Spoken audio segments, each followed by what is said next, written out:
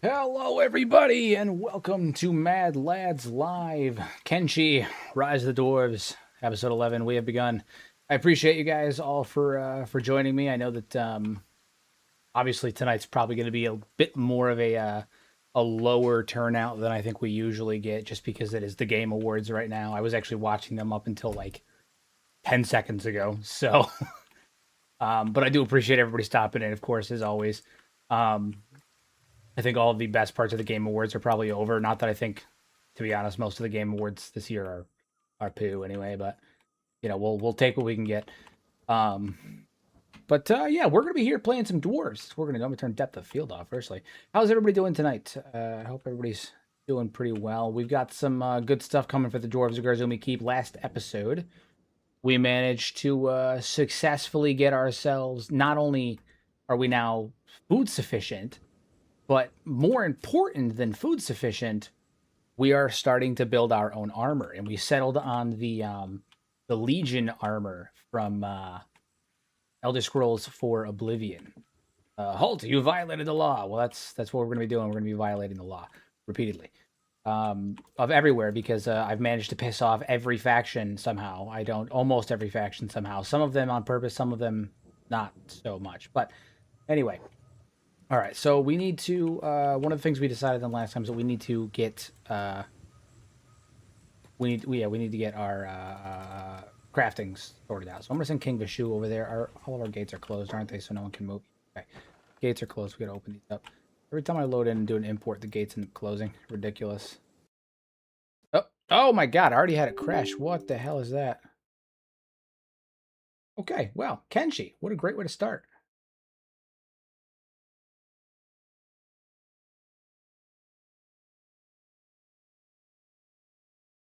No big deal. Does happen. Great start to the stream. Insta crash. We'll do an import to see if that helps. It usually does. Usually a quick import will solve it. It's funny. I feel like I crash every other stream, um, which is really funny. So wait for it. Okay. All right. We're back again. We're so back again. There we go. Yeah, no, get it out of the way. No, we don't have to worry about crashing again. Hopefully, that's the only one that we'll do. What I will do is turn off that depth of field again.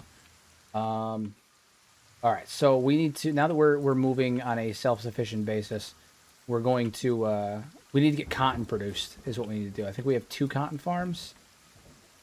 One, two. No, we have 1 cotton farm, and we need this cotton farm to finish up so that way we can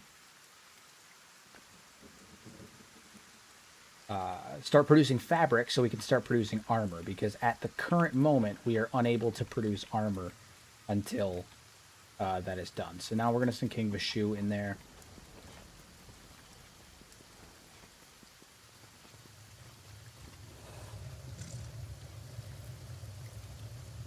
Faster because he's moving slow today. Send him a little bit faster. There we go. All right. Oh shit. Now where it is? Where did I decide to make? What building did? Oh, right. Nope. I remember. We put it over here. I forgot. I literally totally forgot that we had put the smithing location over here. Good to know. I'm gonna save just in case. You never know. Save often. Save often. All right. So what I'm gonna do is, even though we can't make anything quite yet, I'm going to get 1 round of items started, and we can actually make a shield too, which is fun. If it goes, I believe it goes either on the back or it goes in the belt slot. I can't remember, but it's a functional. They'll be walking around with a shield. But I'm gonna make the one that has the commander's helmet, because that is gonna be used by King Vishu. What do you think about reviving the tradition of naming characters after followers? So it's not that it's not revived. It's that I'm naming them after channel members, and I have to bring some of them actually over to Plastic Surgeon so I can do so. So, like Cosmic X getting one. There's a few others that are getting some that were in the chat the other day that I have to go back through and grab. But I am going to continue naming them after channel members. That is the plan. I just haven't gotten around to doing so quite yet. All right, so we've got these queued up. I can't do anything until fabric starts getting produced. Do I have the... I should probably... Yeah, I'm going to make the means to produce the fabric actually in here as well. Just because then it's all right here, and we don't have to worry about it. Crafting, fabric loom, cotton. Okay. So we're going to get a couple of these fabric looms put together, just so that way it's automatically being done in here.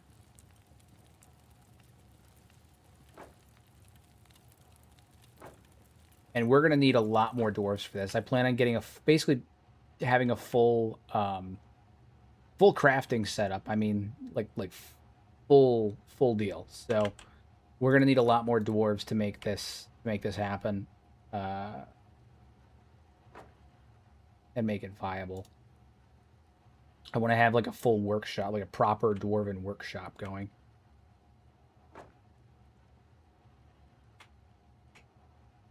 And fantastic. Okay, so we'll get those built, and then I think we end up making a location to store that fabric. Don't think we did, so we're gonna make us some storage for fabric as well. Just that way, once we are producing, oh, did I make a cotton storage? Or no, cotton storage is in the other building. Where it is. It's over by the what is it? Over by the farms. So we're gonna make proper storage for fabric once we get that moving. Ooh, fabric chest. Fabric chests are super tiny too, so we can just kind of stick these somewhere. It's not gonna be super invasive or take up too much space, which is good. Right. You guys have anything you guys are excited to see for the Game Awards? I personally, the only thing that I actually have interest in terms of the Game Awards has been the new fantasy Total War series that they're going to announce. It's basically down to either, what did they say it was? It's either going to be, the community consensus is that it's either going to be Total War Star Wars, Total War Lord of the Rings, Total War Warhammer 40K, like that positioning.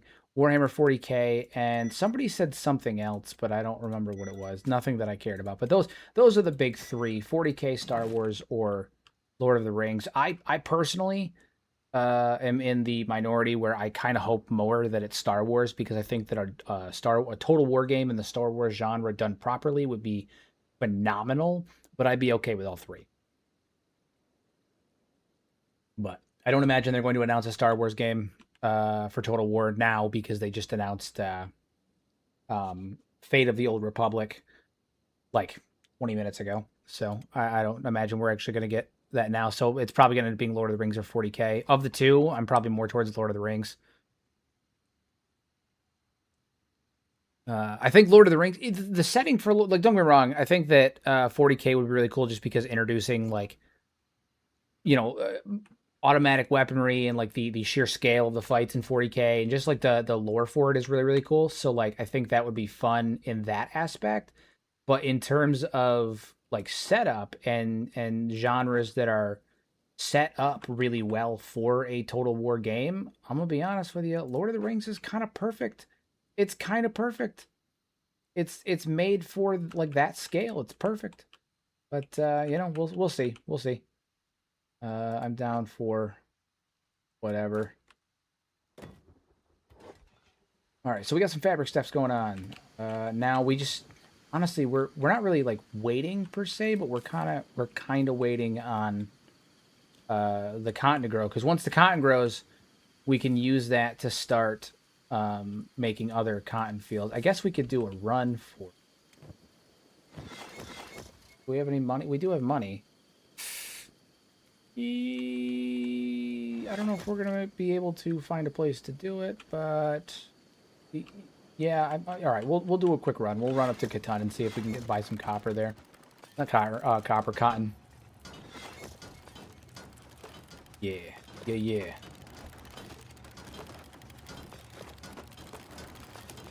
Oh my God, Cosmic, you absolute unit! Once again with just the gifting, you're an absolute lad. Absolute lad. Thank you so much. I sincerely appreciate it. Scream of the False will mess you up. He will mess you up. He is a really tough dude. Do take care of yourself. On the upside, the worst you have to worry about with them is they'll throw you in a cage. Cosmic, you're an absolute unit. You know what? Just for that, I'm bringing 9s with me. We're gonna find a plastic surgeon. We're gonna rename 9s right now.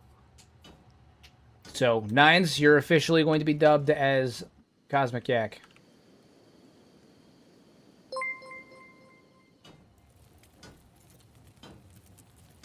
What's 9's working on?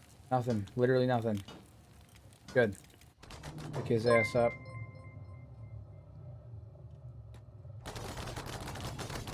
Is he stuck? He might be stuck. Alright, we gotta unstuck him. There we go. Put him down. Alright, now... Oh. So while we're waiting for that cotton to grow, we're actually gonna go see if we can buy some more cotton. At Catan. That's what we're... Because once we can get those farms up and running, we're really gonna be cooking then. Oh, it is dark. Can't see shit.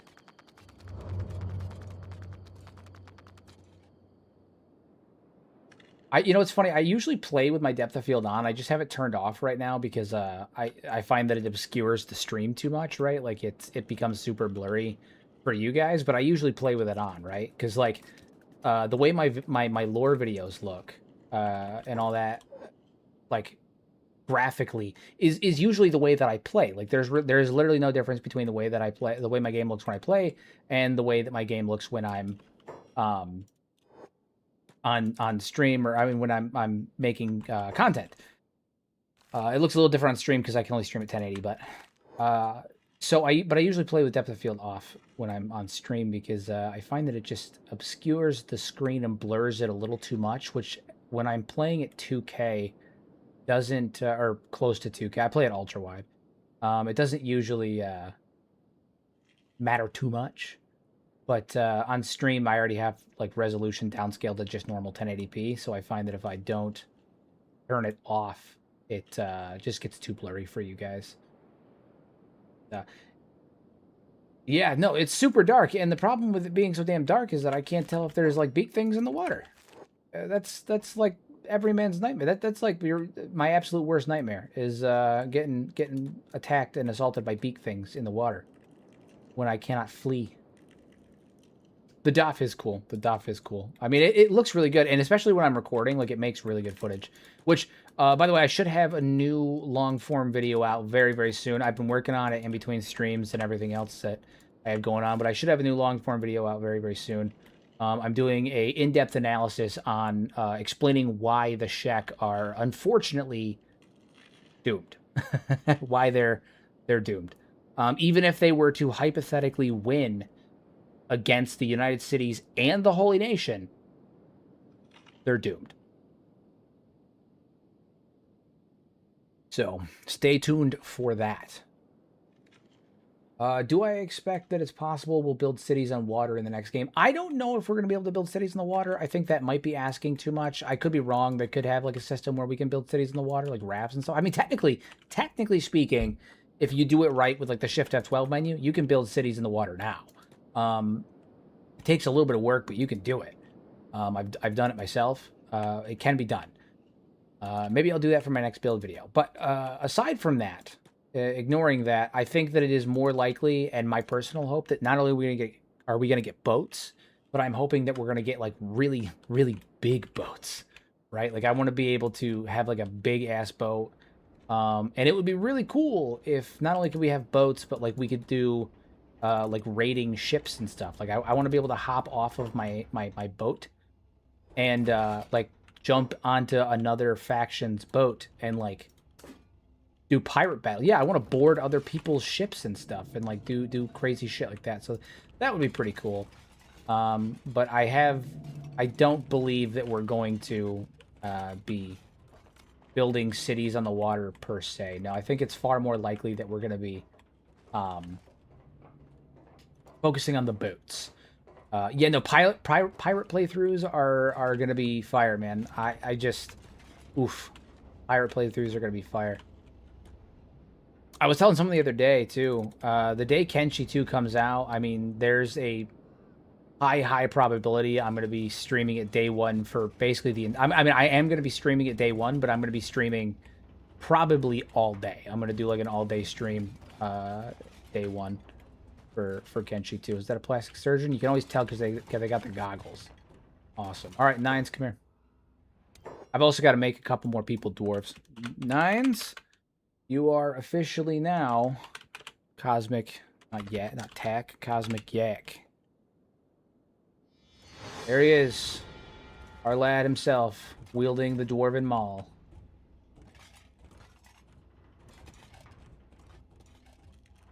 So I do have high hopes. I think pirate battles are going to be fire. I think it's going to be a great addition to the game if it's in there. Because the thing is they haven't confirmed per se that ships and boats and stuff are going to be in there. But every concept art we've seen that shows like anything beyond, like they had concept art of the walls, which were really cool. They had concept art of like some of the armors and early concept arts and renders for the hivers.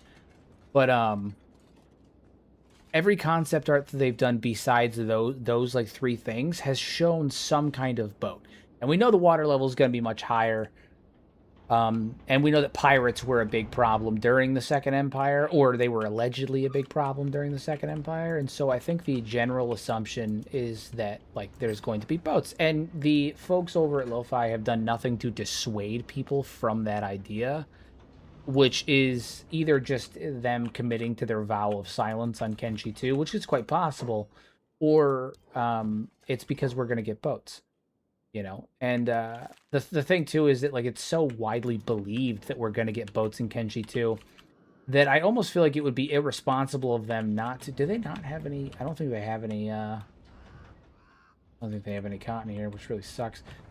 You would think that because it's so widespread, the idea that we're going to have boats in Kenshi 2, that to not say, like clear that up and be like, hey guys, I know that everyone really is like excited about boats and stuff, but like, I don't think we're going to be able to make it happen, or I don't think we're going to make it happen. Like, that's all it would take, but they haven't even done that. They're very much like radio silent, even though the entire community is like, no, we're definitely getting boats.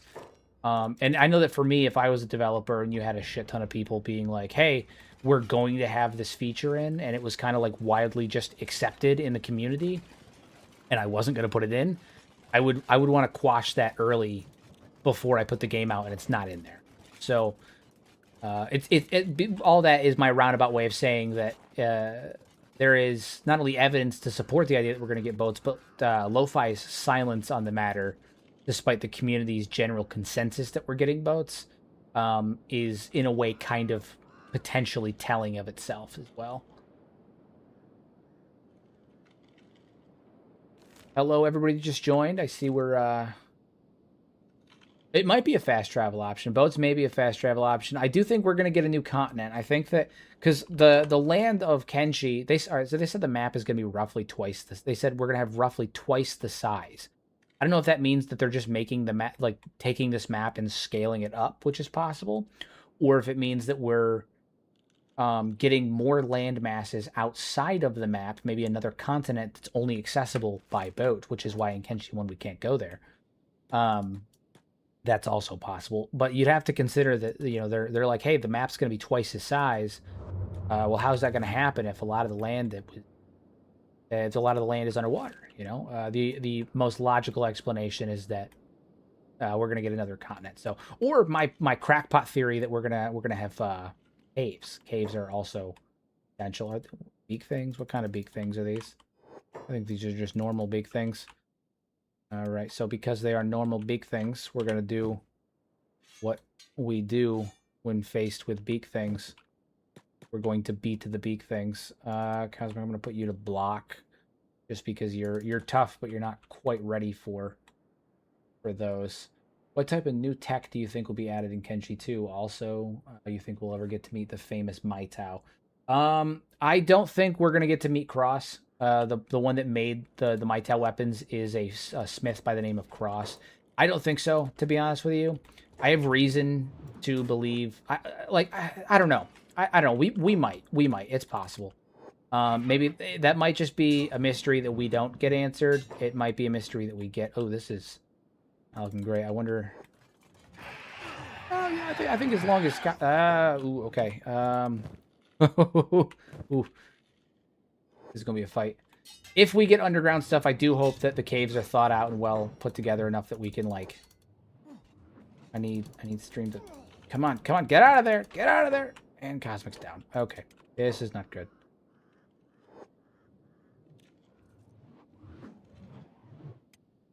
It's all right. He should be fine. Worst case, he loses a limb. And then Stream should be able to take these guys. Should be fine. Worst case, he loses his right leg.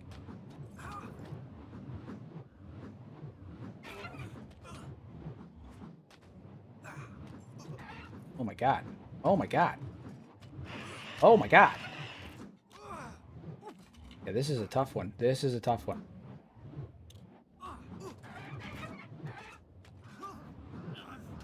He's going punchy on these big things, and it's a fight. I don't think we're gonna lose him. That's for sure. He's unconscious, but he's critical. Oh, okay.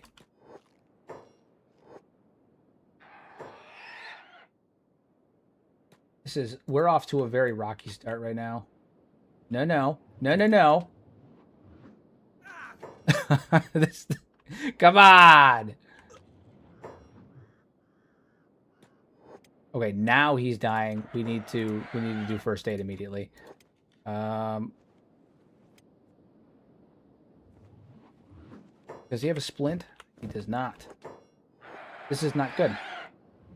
This is not good. This is not good. This is not good. No.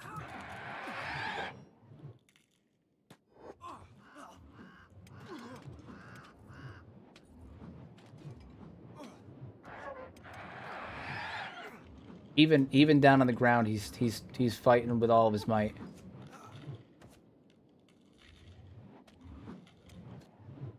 Come on.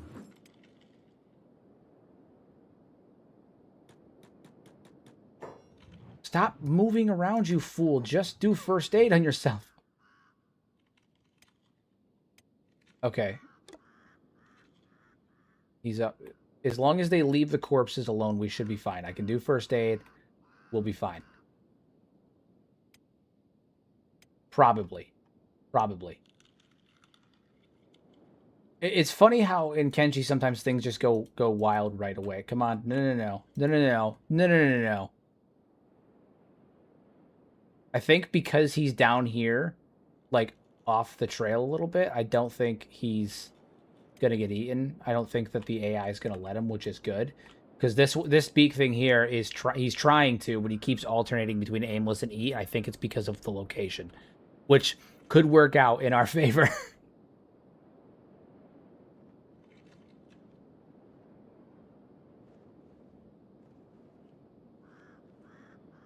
Could work out in our favor. Okay. Heal yourself. Just a bit. This is... If we do this, it's going to be, like, really, really tight. Really tight. I just need him to get his legs back in working order, and then he can get over and heal. Yo, Cosmic, come on. Come on. It's going to come right down to the wire on this. If we do it, it's going to be really, really tight. This was not how I expected this to go. I was just trying to get over to the slave markets. All right, get up.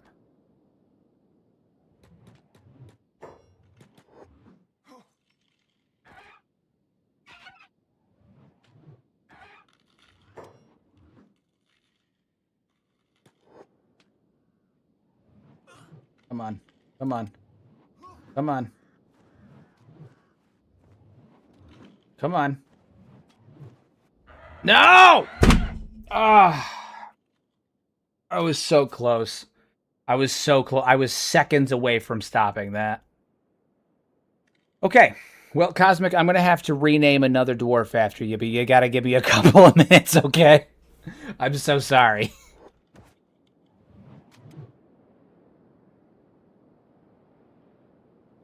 Oh my god, literally immediately, my lord.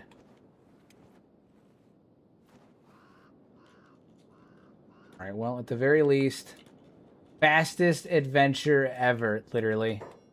All right, well, we need to... I mean, I guess we're going to have to go back to Catan, but I don't know if we're going to be able to get over there. Do we have... All right, it's all good. It's all good. It's all good. We do have to go back and properly, you know, give him a burial and whatnot. We can't just leave him, so... There's that. He did go out like a warrior. He did go out... Oh my god. Ridiculous. Well, I take his arm. I can't leave that on him either. We'll take his maul. That's horrifying. I'm so sorry. I'm so sorry. I literally just changed his name. I just wanted cotton. That's all I wanted. Okay, well, we're gonna try and make our way back to a ton. No. What is he doing? Is he coming after me? No, he's... I think he's running away from the Leviathans. Do I think slavery existed in the First and Second Empire? I mean, yes and no. I guess it kind of depends on what you define as slavery. So, in the First Empire, do I think slavery existed? Not in the traditional sense. I do think that there was, like, the skeletons were indentured servants, but I think that's more or less because the First Empire thought of them as toasters, not as, like, sentient beings. They had consciousness, but that was probably more so put in place for them to, like, be able to do their jobs more effectively. It wasn't like a we want to make living things kind of deal. I think they largely thought of them as toasters. And then during the Second Empire, there was like internment camps that were set up, and there was like labor camps that were set up towards the end, but they were like set up in the ways of like it wasn't like they kidnapped you and made you slaves. Instead, it was more along the lines of like, hey, you're a criminal, we're gonna throw you in jail and make you work. It's like making like criminals pick up trash on the side of the road, you know. It kind of, yeah, the child prisons thing, I don't know if they were working. We don't have enough information. We don't have enough information about uh like that aspect of the Second Empire. Probably, but who I mean, we don't really know. We don't really know. Um yeah, it's kind of up in the air. Kind of up in the air.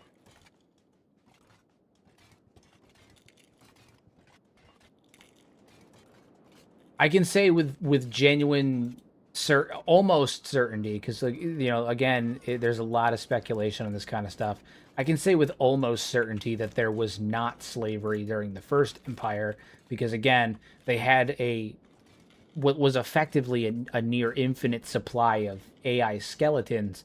That even though they were like working for free, they were indentured servants. The First Empire didn't look at them like servants. They were looked at more like toasters. So like it wasn't like an implementation of like, hey, we're gonna have slave labor. It was more like, hey, we're gonna have the toasters build things. And then it turns out the toasters actually have like a lot more complex feelings than either they initially intended or understood, or things just kind of got out of control. Or who knows? Maybe they were just blatantly malicious, and they were like, "Yeah, we're gonna make these sentient living things, and then we're gonna make them do stuff." But like, yeah, you know, I don't know. It's kind of up in the air. It's Kenshi. It's Kenshi.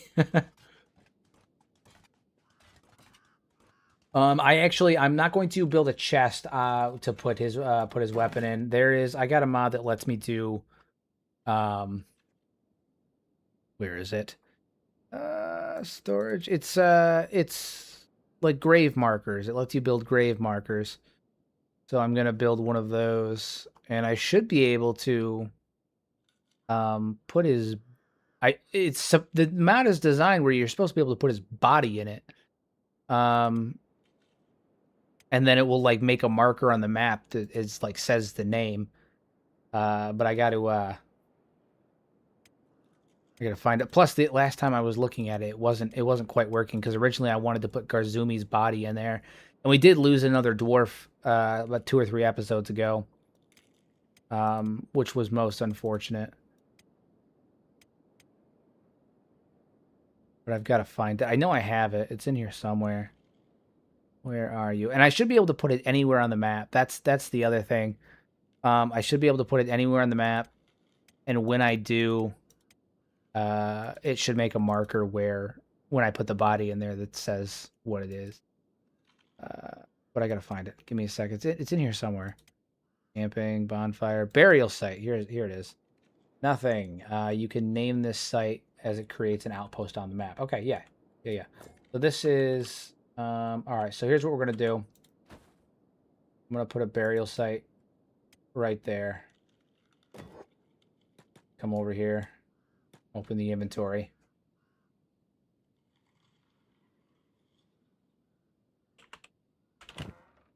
Cosmic Yak. Tomb of Cosmic Yak. And inside, we're going to put his hammer. And now, on the map, there will be a mark forever. Says the Tomb of Cosmic Yak. R.I.P. my friend. You had just been renamed, but now you will forever rest upon my map. There's another grave that I put over here for Garzumi, who died during the siege of the Fishman Isles, but it was too close to my base, so I couldn't rename it. But you will forever have a tomb right here on the site of your unfortunate demise.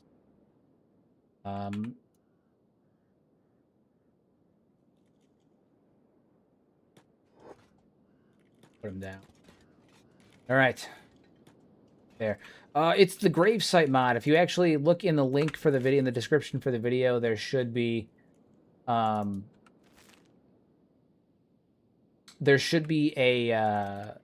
link in there to a Steam page for a collection of mods. That's all of the mods that I'm using during this playthrough.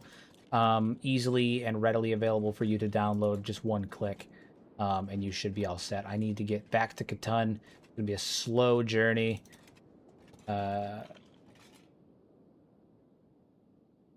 But yeah, so it should be in there. You should be able to find it. Luckily, Stream here being a juggernaut has a high healing factor. He heals ridiculously quick. So he should be up and running pretty fast. Welcome to everybody that's joined. We're about to hit 20 people on the stream. I'm actually genuinely surprised that we have this many people, just given the Game Awards are this evening, and there are currently like 1.2 million people watching them. So I honestly hopped in here assuming that I was going to have almost nobody. So thank you guys for choosing me over the Game Awards, I suppose. With that being said, as always, I'm hoping that maybe tonight's the night we'll break our all-time record. 3 streams ago, we hit 60 concurrent people in here. I'm always hopeful that maybe we'll do it, but I don't think tonight's gonna be the night. But a boy can dream. A boy can dream. Thank you. I'm glad that you enjoy. I'm glad that you're enjoying the content. I'm glad that you enjoy the stream.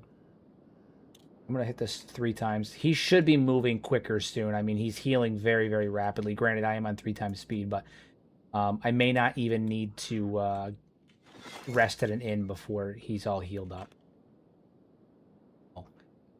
This is why I limited myself to 1 juggernaut on this playthrough, because if you get 3 or 4 of them, because there's like 4 recruitable juggernauts that you can find throughout the map. If you recruit like 4 of these guys, it's over. There's a mod that I want to add to this, which I might end up adding very soon, where it actually will add juggernauts like Stream here, right? So they have, large health, high respawn. I mean, high like healing factors and all that stuff. It adds them as a like low percentage chance to like dust bandits and starving bandits. So like every so often you'll have 1 dust bandit that's just like kitted out and will not die, and it's because of that. And it may actually make things a little bit more entertaining too, because occasionally you'll have like a random samurai in the UC that is a juggernaut, and he's just like plowing through people by himself. So I might end up adding that to the playthrough just to kind of balance things out further. We'll see what happens later on. But as you can see, even right now with his healing factor, it's not, doing. He still got downed, and unfortunately, we still lost Cosmic because of it. But no, I wasn't kidding. There's literally 1.2 million people there. I was shocked because I hopped in the stream before, like while I was waiting for the stream to start, and I was watching the Game Awards, and sure, at one point, I think there was like 1.12 million when I was in there, and damn well it's only going to continue to go up. So, which mod? Which one are you? What are you talking about? Are you talking about the Juggernaut mod, or are you talking about the Burial mod? Because the Burial mod is it's called Grave Sites, I believe.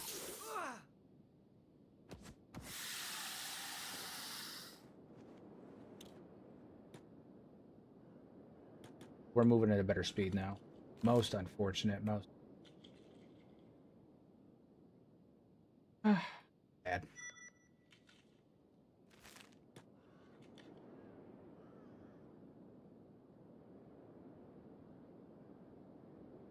Oh, it's the mod that I was talking about that makes random enemies OP is this mod. This character is part of a mod called the Juggernaut mod. He's got much higher stats, a higher healing factor, all that stuff. And I only have one of them because they're kind of overpowered in a normal playthrough. But I have squad sizes set to 3 times. So like later on when we're fighting like the UC and the Shek and they send raids to our base, they're not sending 15, 20, 30 people. They're sending 100. They're sending 200. These are, and I'm not exaggerating. There's going to be a point later on in this playthrough when we're fighting major factions and they're sending like Emperor's Wrath to our base. They're going to be sending 200 people to the base. And so like, that's why I'm like, oh, I don't mind that I have, 3 Ironsides. I don't mind that I have 1 Juggernaut. Because even though alone they're a little overpowered, when you stick them in a raid with 300 enemies, even they can't stand against that. So it's really not a big deal. The mod that I was talking about actually injects the Juggernaut race, though, into the bandits, into the world, so that every faction there's a % chance that they will like spawn in samurai that are Juggernauts, that have those increased stats and heals. That spawn, you'll have starving bandits that it will spawn as Juggernauts. There's just a low percentage chance, but that's what it is. That's what it is. That's what I'm talking about.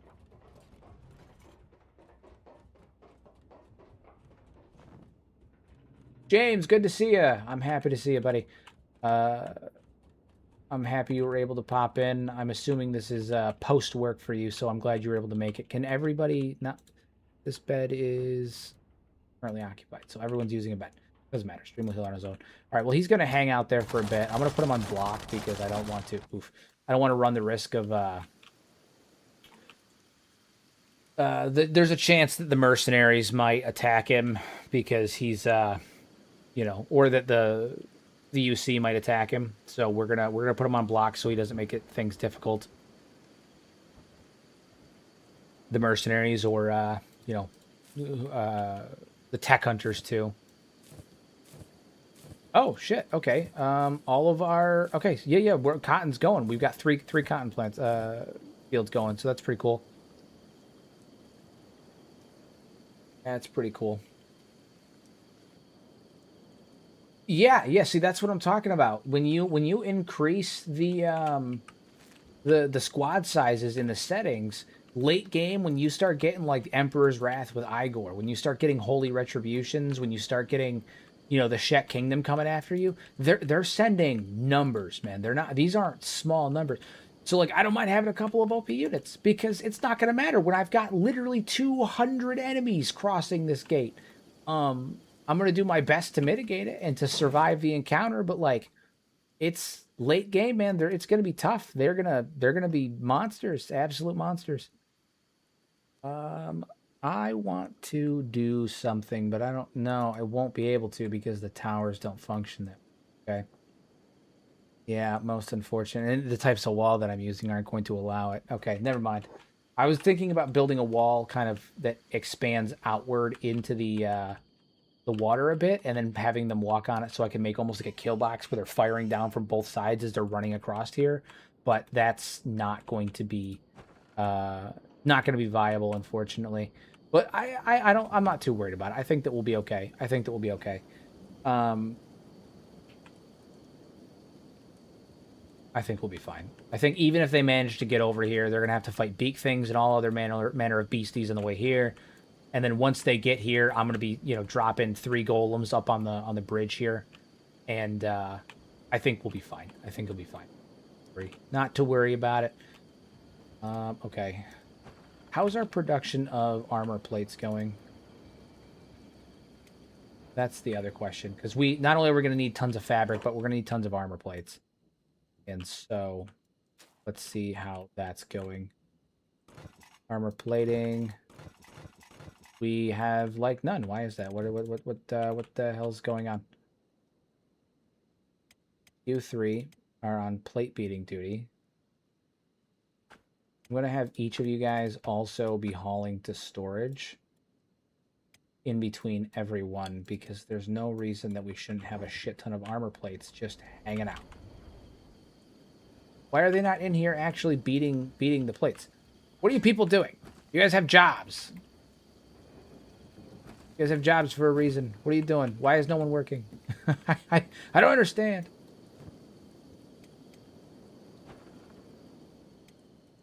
On farm, cat. On processing. Yeah, why is no one working? What is the dealio?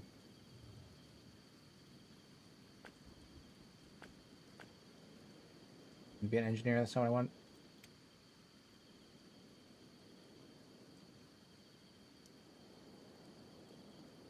No need. Eventually, I'm going to be getting more people to do hauling and stuff like that. So, I never got why people they don't steal, don't assassinate, don't use this or that race. So I personally, I'm not here to like yuck anyone's yum. I play my games how I want. If I want to mod them, I'll mod them. If I want to use a broken race, I'll use a broken race. Like, I'm totally fine with it. I'm putting certain restrictions on what I do here for the sake of the run not being like on easy mode, right? Like, I want this to be an entertaining experience for you. It's for entertainment value. I'm not like restricting it because I'm like, oh, I don't do that because it's cheap and it's not fair. It's not the way the devs intended, dude. I have a modded like run. This thing has so many mods on it at this point. That's not on my radar at all. I just want to make sure that you guys, as the viewer, are getting a good experience. And if I have one character that can level 200 people, that's not fun to watch. What's fun to watch is my army of dwarves here, struggling against the enemy opposition. That's entertaining. I just want to make sure it's entertaining for you guys. That's all. That's the only reason I have restrictions. And that's why I feel the need to justify. Excuse me. Sorry. Feel the need to justify those restrictions that I put on there and explain them, is because I want to make sure that you guys understand, as the viewers, that those are there to not cheapen the run. Right, like we have a good thing going here. It's going to be really hard. So even though I got some busted units, don't worry that it's going to make the experience not as fun to watch, because they ain't going to make a damn difference in the end. That kind of thing. I need to. Why are you guys not eating? What is this? What is this? We need. What is this? Hold on. Food. No. Storage, animal feeders. Okay, this was not my intention. I need you guys, animal feeders, out here because they're. Listen, I don't want to have them roaming around in the residential district. But yeah, we need to get those built ASAP. We need the 5 of you out here.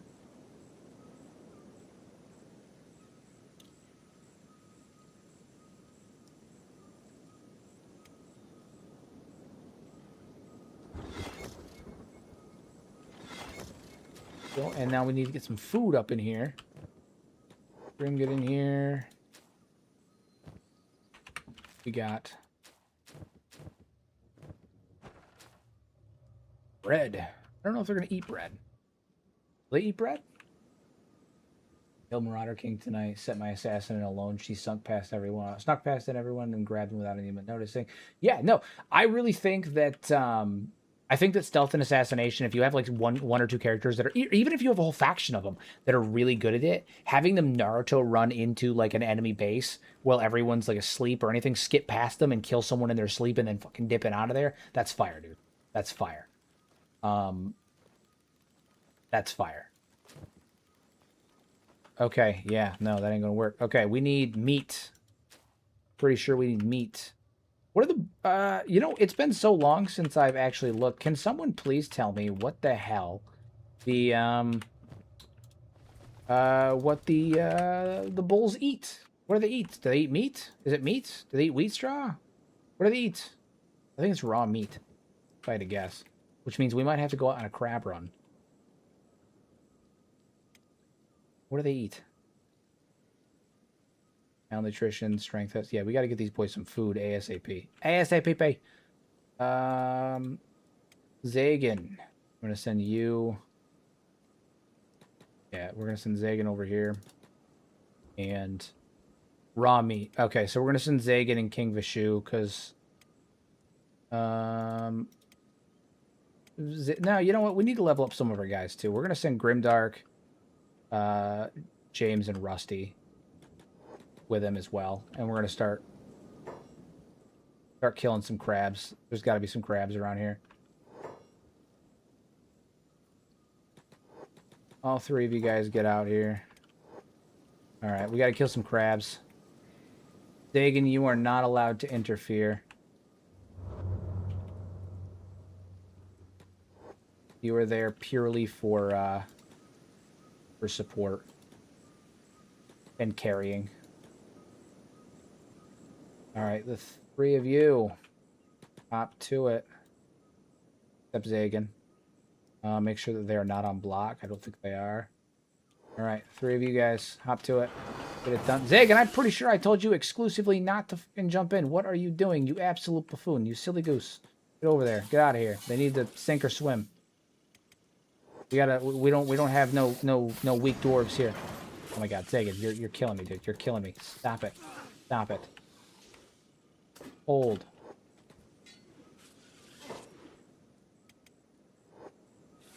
You can jump in the event of an emergency, but we need to start building the combat potential of our dwarves. Yeah, see, 2 crabs did that. Granted, they're adult crabs, right? So, like, I get it to a degree, but we need to build up the combat potential of our smaller dwarves. I've been focusing too much on some of the other ones, and that's not good. Better equipment will help for sure, but we do need to focus on getting some of these other guys up as well. That's for sure.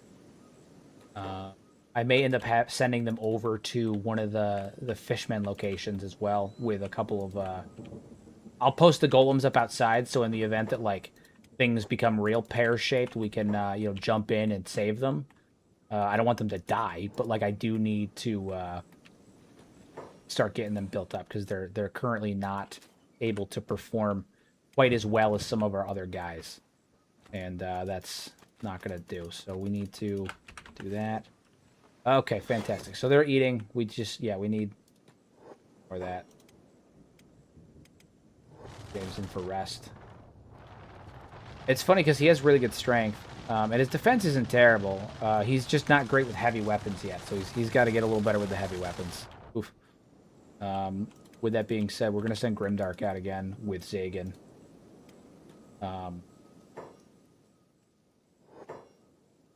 Two of you guys go out. Just 2 dudes being dudes, and we're gonna go find more crab meat. I will allow Zagan to participate now because it's just Grimdark and him. So I will allow Zagan to participate in this one. Speaking of animals, I really hope Kenshi too, we can set up animal trade and herbivores can eat subgrass and wheat. Yeah, no, I agree. I hope that the shopping system and that like setting up a shop and all that stuff gets severely overhauled on Kenshi 2. I hope that there's a lot more I hope that the economy is set up better for like setting up shops and ranching and like all that stuff. And I also think that like some of the animals should be able to eat the crops that you grow, right? So like if you grow wheat straw, your animals should be able to eat and partake in that wheat straw. You know, and I think that they should be able to subsist that way. Right now they can't, and that's I get why, because again, a lot of this stuff just comes down to the limitations of the engines, right? Like it's not necessarily their fault or anything. It's just it comes down to engine limitations, coding limitations, right? You try to alter too much on the in the Ogre engine, it just things kind of fall apart and don't work nearly as well. That's why like Chris and them were like, hey, we can fix the bugs. The problem isn't that we can't fix them. It's that in doing so, we'll introduce like and more bugs, you know? I actually had a conversation with someone on Reddit. I say a conversation. I was correcting somebody on Reddit about this very thing today because they tried to imply that like Lo-Fi and Chris in particular was like a con man because like Kenshi 2 still hasn't come out, and Kenshi 1's still riddled with bugs, and all he has to do is set up a small team to, like, deal with the bugs in Kenshi 1, but he's too preoccupied with his millions of dollars. And I'm like, all right, listen. I understand why you feel this way, but you're factually incorrect on many things here, and I understand being frustrated that we haven't gotten news or anything like that on Kenshi 2, but like there's no reason to translate that into hostility, you know, because it doesn't translate, you know. Chris spent 12 years developing Kenshi 1, 8 of which were solo, and he still gave us one of the best games that I frankly ever played. I think the man has earned the right to cook a little bit with Kenshi 2 without being you know, accused of being a con man. Especially when you consider that, like, yes, Kenshi has made millions of dollars, but they've also dumped that money back into expansion. It's not like Chris is walking around pocketing that money, you know? They've expanded the team. They got a new office. They have to pay for new technology. They have to pay the salaries of everyone at Lo-Fi. They have to pay the benefits, and they offer a decent benefit package. I know. I applied to work with them twice. They offer decent benefit packages. They offer you know, a decent salary. It's a modest salary, but it's a decent salary. It's competitive in the area. And like a lot of the money that gets made gets pumped back into development. When you consider that the game has been in development since 2018, 2019, so it's been 6 years, take everyone on the team's salary, which by the way, it's a small team. It's an indie team, but it's still not a big team, right? An indie team that's small is like less than 50 people. You know, once you get past 50, you're considered like a decent team, but like 50 people in a games company is actually a smaller team, at least by modern standards. But like take all of their salaries and all of their benefits and multiply that out by like 7 years. And not including the onboarding process for when they hire new people, not including the process of paying people for localization across the world, you know? There's a lot that goes into it. So yes, Kenshi's made millions of dollars, but like that doesn't mean that Chris is walking around with $1 million, you know? Like it was a crazy thing to say. It was a crazy thing to say. And I was like, yeah, we need to take a step back and like really think about what we're saying before we say it, because I understand we're frustrated that Kenshi 2 hasn't come out. Me too, right?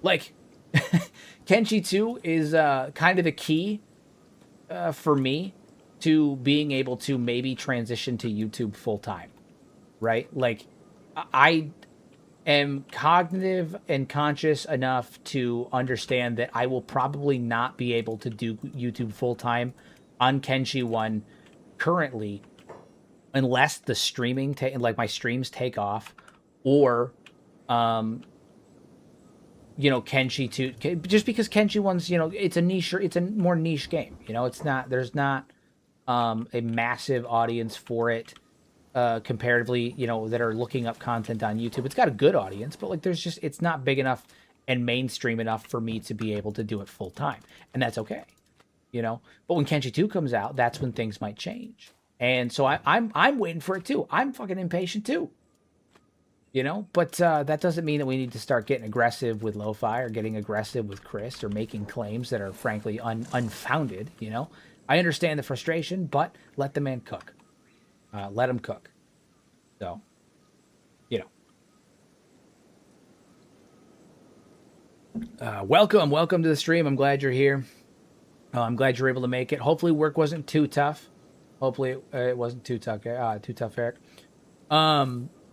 If I had to include a possible DLC for Kenshi, what would I want it to be? That is tough because DLC for a game is typically narrative, right? It's typically based around narrative. Cosmic, you absolute unit, dude. You are you're basically funding me this month. Thank you so much, man. My God. My God. You know what, Cosmic? You know what? I have something for you. I need to figure out how to get it to you, probably via email and or Discord. But if you want something, I have a gift for you. I'm going to give you one of my access codes to Soulframe. I know you were watching me play it the other night. I have a couple of access codes. I'm gonna do a giveaway for them, but I'm gonna give one of them to you. You've been absolutely generous to the channel, and I think you've earned it. So stay tuned. We'll figure out how to get a hold of each other on this, and I'm gonna give you one of those. And you can choose to either use it yourself or give it to somebody else. But I'll give you free access to the alpha prelude of Soulframe by Digital Extremes. So thank you, sir. Seriously, thank you very much. You've been an absolute unit. Absolute unit. We're gonna hang tight on the animal. You know what? Actually, there is one animal that I do want specifically as the guard to King Vishu, so I am gonna send him out here. There's one animal that I want, and I can only get them through the beast traders. There is a type of dog that comes with the Juggernaut mod. So the Juggernaut race is a subsect of humans. That's what Lord Stream is. Are you sure, Cosmic? Listen, I want to give you something. You've absolutely been a unit this like even the last week, absolute unit. I'm more than happy to do this. Let me give back to you. I insist. If you're not interested in Soulframe, that's totally understandable. That's fine. You don't have to play. Give it to somebody else. But I insist. Let me do something for you. I want to make sure that I'm being fair to my community. You're being generous with me. I'd like to give back a little bit as well.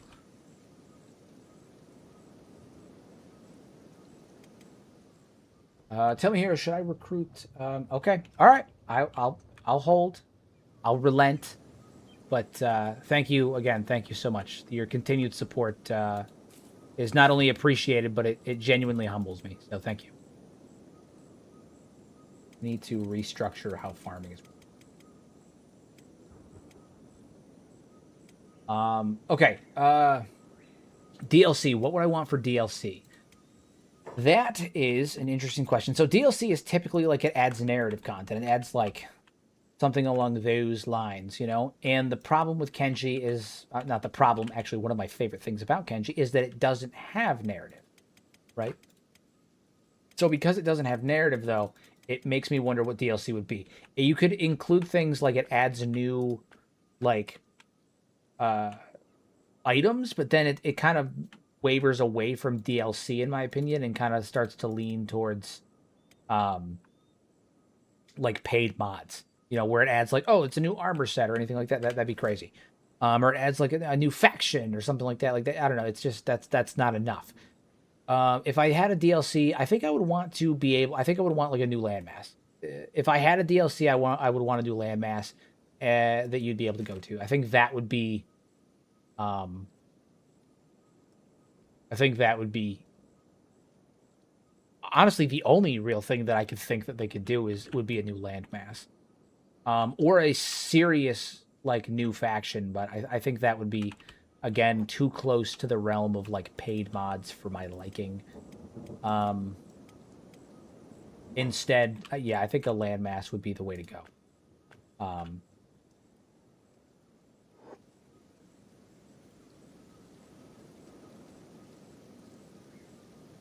Well, I do appreciate that, Cosmic. I am glad that you're getting some value out of it. I try my best to keep everyone entertained and all that stuff, so I do appreciate it. I'm glad that you guys are getting something. It's ironic, actually. I didn't stream for a long time You know, I've been making Kenshi content for almost 5 years now. And I didn't stream for a very, very long time. I started streaming last year. I got about 7 episodes in, and I was just having so much difficulty with it. I was having issues with the hardware. I was having issues with my setup, streaming, like just in general, everything was going wrong with it. And I was really self-conscious about it. And one of the things that's always prevented me from streaming was I worried that I wasn't entertaining enough to like to make it worthwhile, you know, to enjoy it. So I'm glad that you guys that was the big one, is that I was worried that like people wouldn't find me entertaining. People aren't going to want to sit here and watch me play a game and babble. So it does make me very happy to see that I was wrong, at least in some capacity. I bought Kenshi like a week, maybe a week and a half ago, because I kept randomly seeing shorts on it. It's all I've played since then, and I've enjoyed listening to you and others while playing. Yeah, no, dude, I the number of people that I have heard that exact same thing from, like I got it a week ago, and I haven't put it down. What is this game? I got it a week ago, haven't put it down. Like the number of people that say that is asinine. Why can I not find this simple shack? I don't understand. Where is it? Where is it? Am I just not? Wait. What type of damn building is this? I'm having like a moment. I'm having a moment. Storm house. There we go. Jesus. I'm having a senior moment. He says at the ripe age of 28. Storm house. Where you at? Where you at? There it is. Okay, cool. All right. Old storm house. I'm just trying to like pack this area in a bit more. I did disappear for a while. I did. I had some stuff I was dealing with in my personal life that I had to deal with, and I had gotten a little burned out on YouTube because I felt like I was really spinning my wheels and wasn't getting any traction. And like again, my ultimate goal has always been to do YouTube full time, but I decided to take some time off to focus on family, get my head right, get my you know, situation and life better, spend some time with the wife and the wife and kids, and then came back. So, but I'm back. I'm back for good. I don't plan on taking another break pretty much ever again. So again, I very much plan on I'm really pushing hard to make Kenshi my full-time gig here in the future. So not just Kenshi, but content creation as a whole. I really think streaming is the way to go. I think that this is the way that I'm going to be able to do that. Aside from like my content in general, I think streaming is the way that I'm going to be able to make that dream happen. So we just hit 10K a couple months ago, and now we're already we hit 11 yesterday. Very excited about that. So we're well on the way. You know, we're getting there.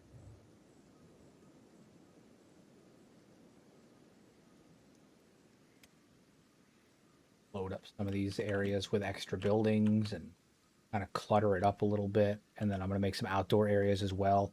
I'm kind of floating on what I'm doing at the moment. Like I'm doing multiple projects at once. I'm trying to get the base built up. I'm trying to get cotton going. I'm trying to get you know, armor built and all of that stuff. I am gonna do more stuff on my D&D channel at some point as well. I just I'm bad at multitasking. Admittedly, I'm bad at working and being committed to multiple projects at once like that. So I'm still working on that. I think once I'm able to do YouTube full time, I'll be able to split my focus more. But right now, the little focus that I do have is leaning more towards Kenshi and leaning more towards this. Because, again, my free time is very scarce. Although I have a bit more free time at the moment, but I try to put the focus on the thing that's going to push me forward.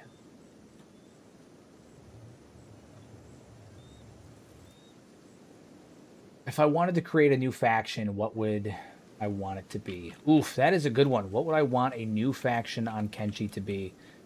I would like to see a subsect of... You know, why are you people not doing anything? You guys should be doing stuff. Why are you guys not doing stuff?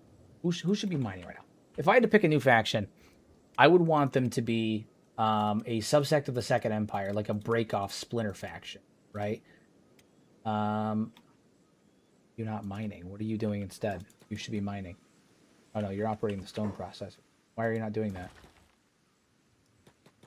I would want to break off splinter faction of the Second Empire, and I don't necessarily have like an idea in mind as to like what their narrative would be, but I would like to see a subsect of the Second Empire that maybe broke off and maintained its independence, but does not rely on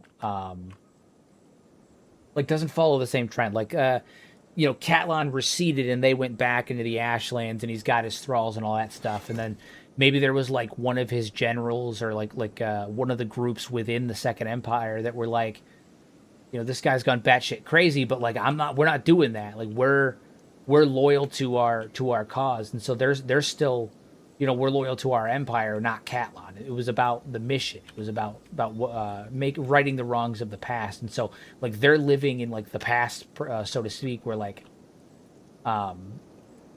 they've kind of abandoned Catlan, but they still want to maintain the Second Empire in a different capacity, like an offshoot faction, something like that.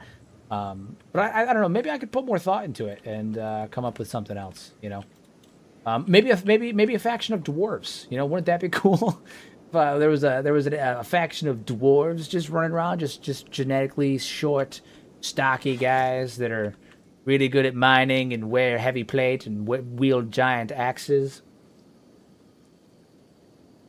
Wouldn't that be something?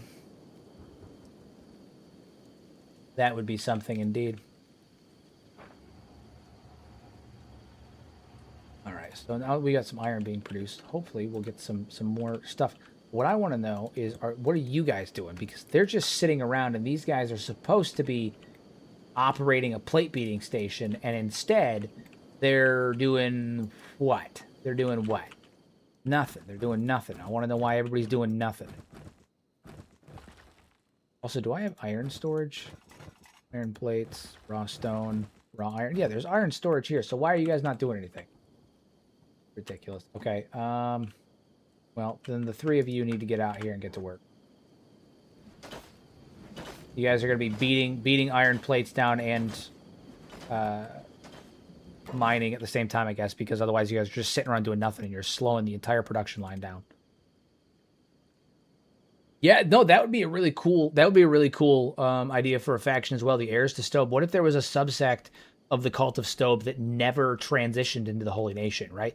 Like, what if there's a group that kept that original idea of venerating Stobe that the early Holy Nation, the cult of Stobe did, and they never broke off. Like, what if there was a splinter when the Phoenix came in and they were like, hey, here's the original practitioners in the form of the cult of Stobe, and then here is the splinter faction that later would become the Holy Nation. That would be a really cool idea too. Yeah, that'd be really cool. That would be pretty fire. I need to put some lights out here so these guys can work more efficiently on these fields. I don't think I actually thought to do that, and that's probably part of what's taking them so long.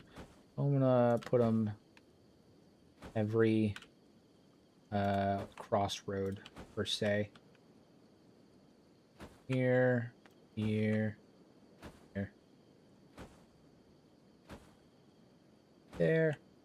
there, here. And it's cool because it'll create like a natural walkway with the torches. Not gonna be super even, but that's okay. But it'll create like a natural pathway of light as well if I put them at the crossroads. Good. And then they will be able to mine not mine, but they'll be able to harvest much more efficiently.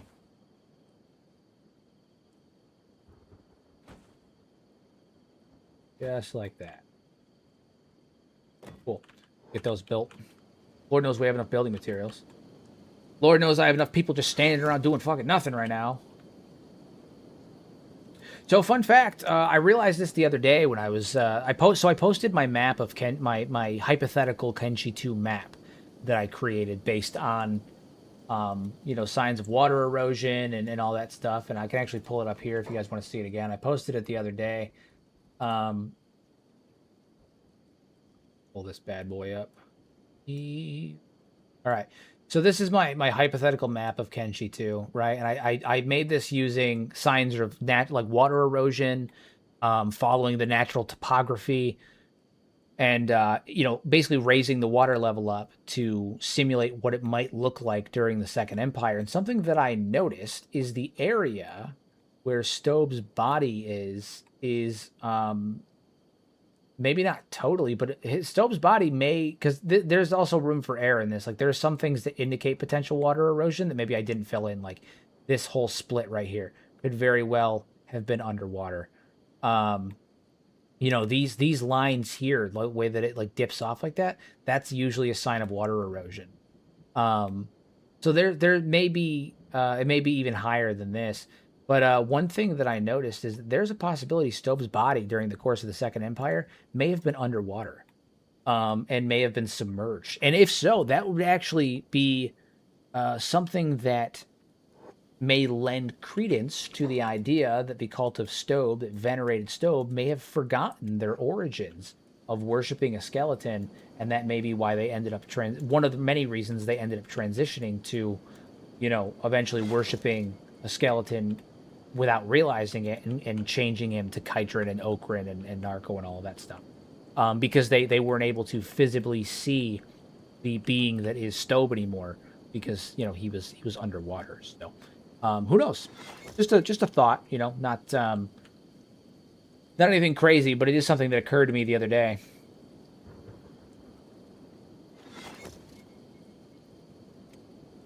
Something that definitely occurred as a possibility to me the other day. All right, so these guys are finally back to work doing the things that I asked them to do. About damn time. Means we should be able to start producing things once again very soon. We do need more dwarves. All right, Lord Stream's healed up. So, because he is healed up, we need to check and see if there's any recruits here. I'm going to go into the bar. Oh, you know, actually, I may be... Yeah, okay, yeah, we're going to go see if there's any recruits here. If I can get one or two, that'd be cool.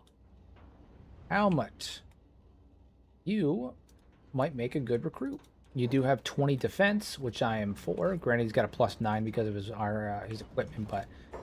all right.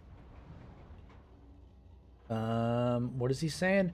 Nowhere in this world is truly safe. Even with the infamous Swampert capital, there are eyes everywhere. You, Drifter, you look well-traveled. What are your thoughts on slavery? Well, considering that I'm forcibly recruiting people against their will by throwing them in cages and torture them, and I also have positive relations with the slave traders because I keep spending my money on them, my thoughts on slavery are that it's bad, but the dwarves don't seem to be too bothered by it. Okay. I couldn't care less about slavers. I prefer to live and let live. I think it's an ugly practice. I want no involvement. Slavers are scumbags. One day they'll get their comeuppance. People are lazy by nature. Sometimes slavery is necessary. I'm gonna go with 2. I prefer to live and let live. I wonder if you still hold that opinion after being enslaved yourself in one of their stone camps. Well, I mean, Stream wasn't, but we did have a dwarf that was stuck inside of a slave camp for like 5 episodes. Is that the wrong answer? Slavery is abhorrent. They're terrible. I'll get them eventually. I do too. These slavers, they took somebody from me, somebody very special to me, branded her body and put her to work in that stinking hellhole of a mine. This needs to stop. We need to stand up and fight this barbaric slave culture. I plan to visit the slave outposts, but I need allies. I'm assuming that these little dots here are because he's drunk and he's hiccuping. Some shit like that. Okay. So if I go to the slavers outpost, you'll join me for free. Keep your voice down, somebody will hear us. I'll join you for free, and you'll join me in the fight against slavery. Yeah, sure, why not? Fight the oppressed. Let's do this. Fantastic. Helmut, you're one of us now. So now we're going to have to do what we do in this playthrough, when we get somebody new, which is I'm going to chop your knees off. I'm going to take your shins. I'm going to take your shins. He fought 50 men. Alrighty. I don't remember what the size I had set up for. Do 85. Make him thick. He's a wide boy. I gotta up his head a bit. I gotta make his head a bit bigger.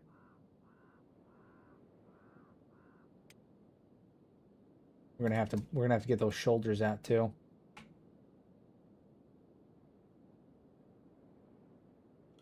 She died. That is most unfortunate. That is most unfortunate. Try to do the right thing and then they die. Back position, 45. We need a 45 for that. Otherwise his neck's too far back. Posture, 25.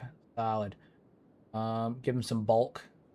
Be a bulky boy. Gotta give him some real. All right. We need him to have thick thighs too, just because he's a dwarf. He's stocky, you know. He's a buff guy. And lastly, because he's a dwarf, we got to give him a solid beard. Solid beard. Nope, that's not what I want. There we go. Now I have a mod that adds a shit ton of beards, and I did that specifically for this this playthrough. So we're gonna give him a nice big ass beard, good beard. That's a pretty good beard. That is a good beard right there. Okay. Unique face. He does. He's got a unique face.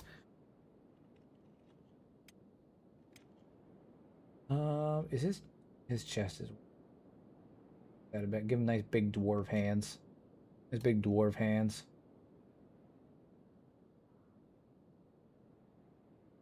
Big old dwarf hands. Shoulder set. We're gonna raise his shoulders up just a bit. They're a bit too low. 5. Yeah, that's good. Leg length. 102. Shoulders. Spread those out a bit. Give him some width. There we go. We got our man. He's a dwarf. He's ready to go.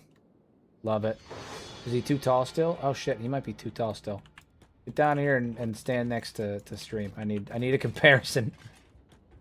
Because I don't remember what my stat is for height that I usually do. 85 seemed right. Oh, he's actually a little shorter than stream, which works out. Okay. Well, we got Hammett. I would consider that a success. What is he good at? Is he good at anything in particular? He's a field medic. Okay. That's cool. Especially since he's going to end up being a weaponsmith, I think. I think that's what he's going to end up doing. Yeah, that or he's going to... Yeah, he's probably going to end up being one of our smiths. Separating the south, so that's where I focus my search. Yeah. We're gonna make Hammett a smith. I think that's the way to go with him. Let's go over and see if we have anybody else that we can recruit from the other bar, because there's 2 bars in Catan, because that's totally what they need.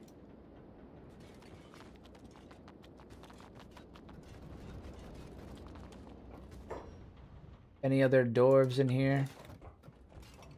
Dwarves, anybody? Dwarves? Skinner. Possibly recruit Skinner.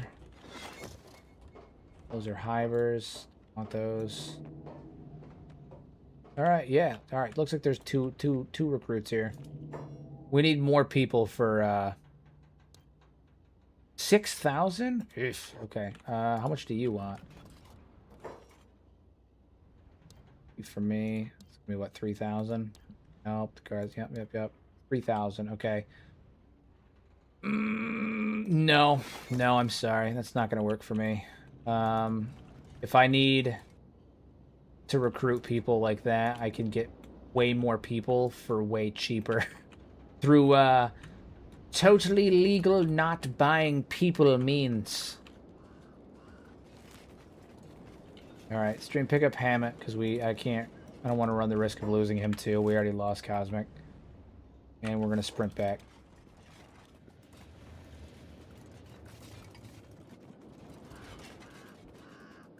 We're going to have to start making training runs. I'm thinking the fishmen. I'm thinking really fighting fishmen is going to be the best way to get our guys trained up. I'll send over like training squads with either one of our high-level guys to kind of observe and watch and see how it goes, or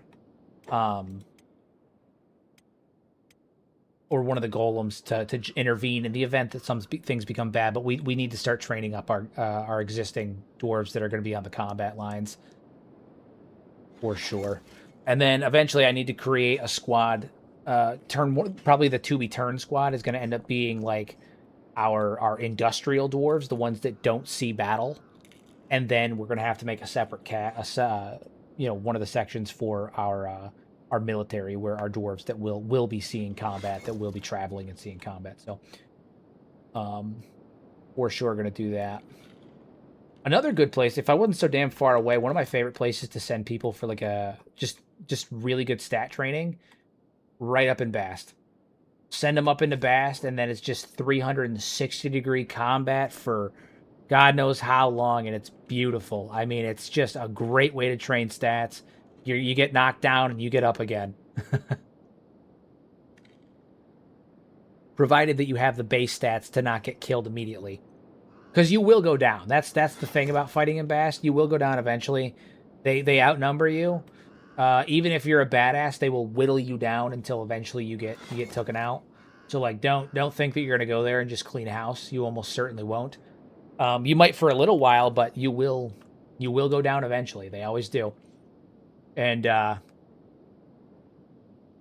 we gotta be careful here. We gotta be real careful here, or else we're gonna have another incident. Is that the Band of Bones? Every so often I see these little bastards running around out here. No, Leviathan Slayers. Interesting.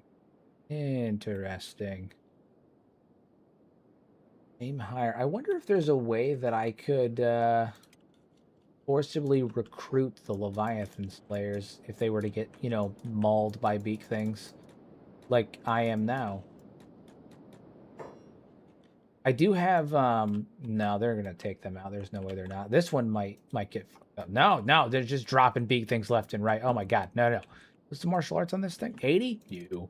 Stream could probably take her in a one-on-one, but I don't want to risk that. Hell nah. We will be doing the crab tournament. Just hang tight for that. We will be doing the crab tournament. We're going to send our most elite warriors to do the crab tournament. I also need to go to Black Desert City and recruit some normal skeletons at some point to man our like our harpoon turrets and whatnot.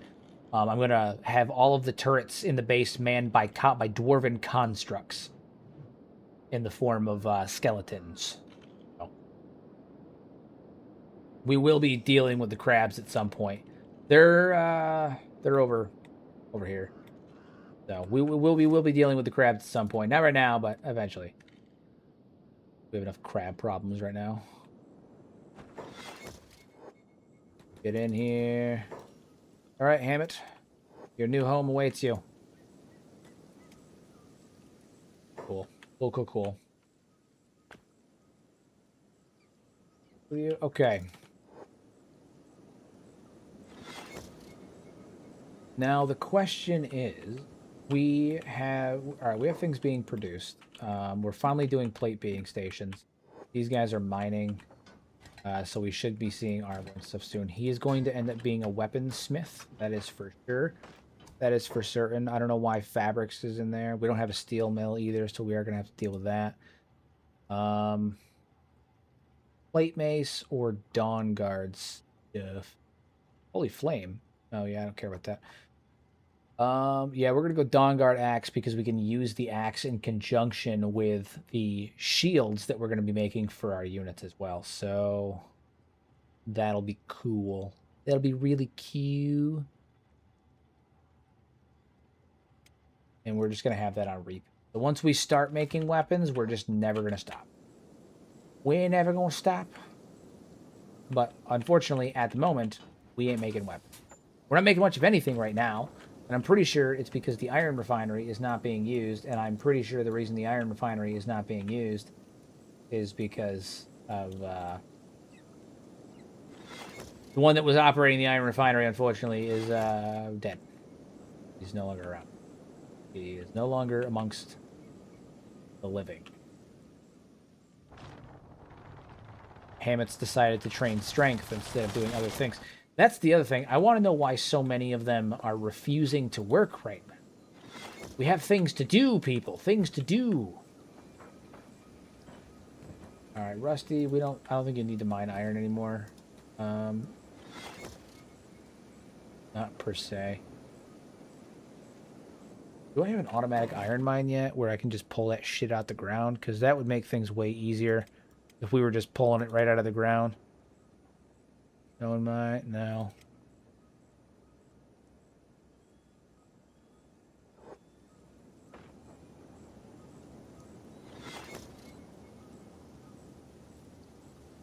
I have the mod that lets me make Maitao weapons, actually. So, you know, once we get up there, I'll be able to start making Maitao weapons. But I'm trying to keep the Maitao weapons from... I'm trying to keep the Maitao weapons only to our nobility. So King Vishu, Lord Stream, Lord Grimdark, anybody else that we end up naming as nobility later on as the faction continues to grow. So there's that. But I actually am able to make Maitao weapons. So that's a thing. Clothing manufacturer, leathering. No, I think that's great. Yeah, we need more ancient science books in order to do this. I guess I could make a run over to the... Have you ever noticed your blood loss threshold raise? You know what makes that happen, or is it just from getting your ass handed to you? Yeah, I mean, it's just from getting beat up. The tougher you are, the more that you can bleed out, the more that you can take before you get knocked down. You know, sometimes that's why you'll see characters that, like, even though they're negative 50, they're still fighting. And then you see some characters where as soon as they hit negative early on, they drop. It's because of their toughness. Who do you think the oldest character in Kenshi is? Armor King, Bugmaster, Catlon. Okay, so it could be Catlon. I think it comes down to either... it's probably Catlon. 10 to 1, it's probably Catlon. The oldest living character. Mostly because I don't believe that the Bugmaster is from the First Empire. I believe that the Bugmaster is from the Second Empire.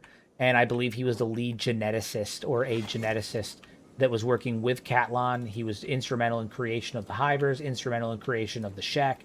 And, you know, he was able to alter his own genes to keep himself alive longer. And that's why he is what he is now. But he's also insane because he's, you know, 1,000 years old and is all messed up. But I do think that the oldest living NPC, because all the skeletons are from the First Empire, right? Like, that's something to remember. Some people think that the Second Empire, that the skeletons were able to make more skeletons in the Second Empire. They could not. Production of the skeletons stopped at the death of the First Empire. Every single living skeleton is pre-Second Empire. They are from the First Empire. The technology to create the skeletons was lost after the fall of the First Empire. And the skeletons themselves are not capable of creating new technology. They can only repurpose active, usable technology from that is it physically in front of them. Every single piece of technology, every building, everything that the Second Empire had that was advanced was repurposed, salvaged from the First.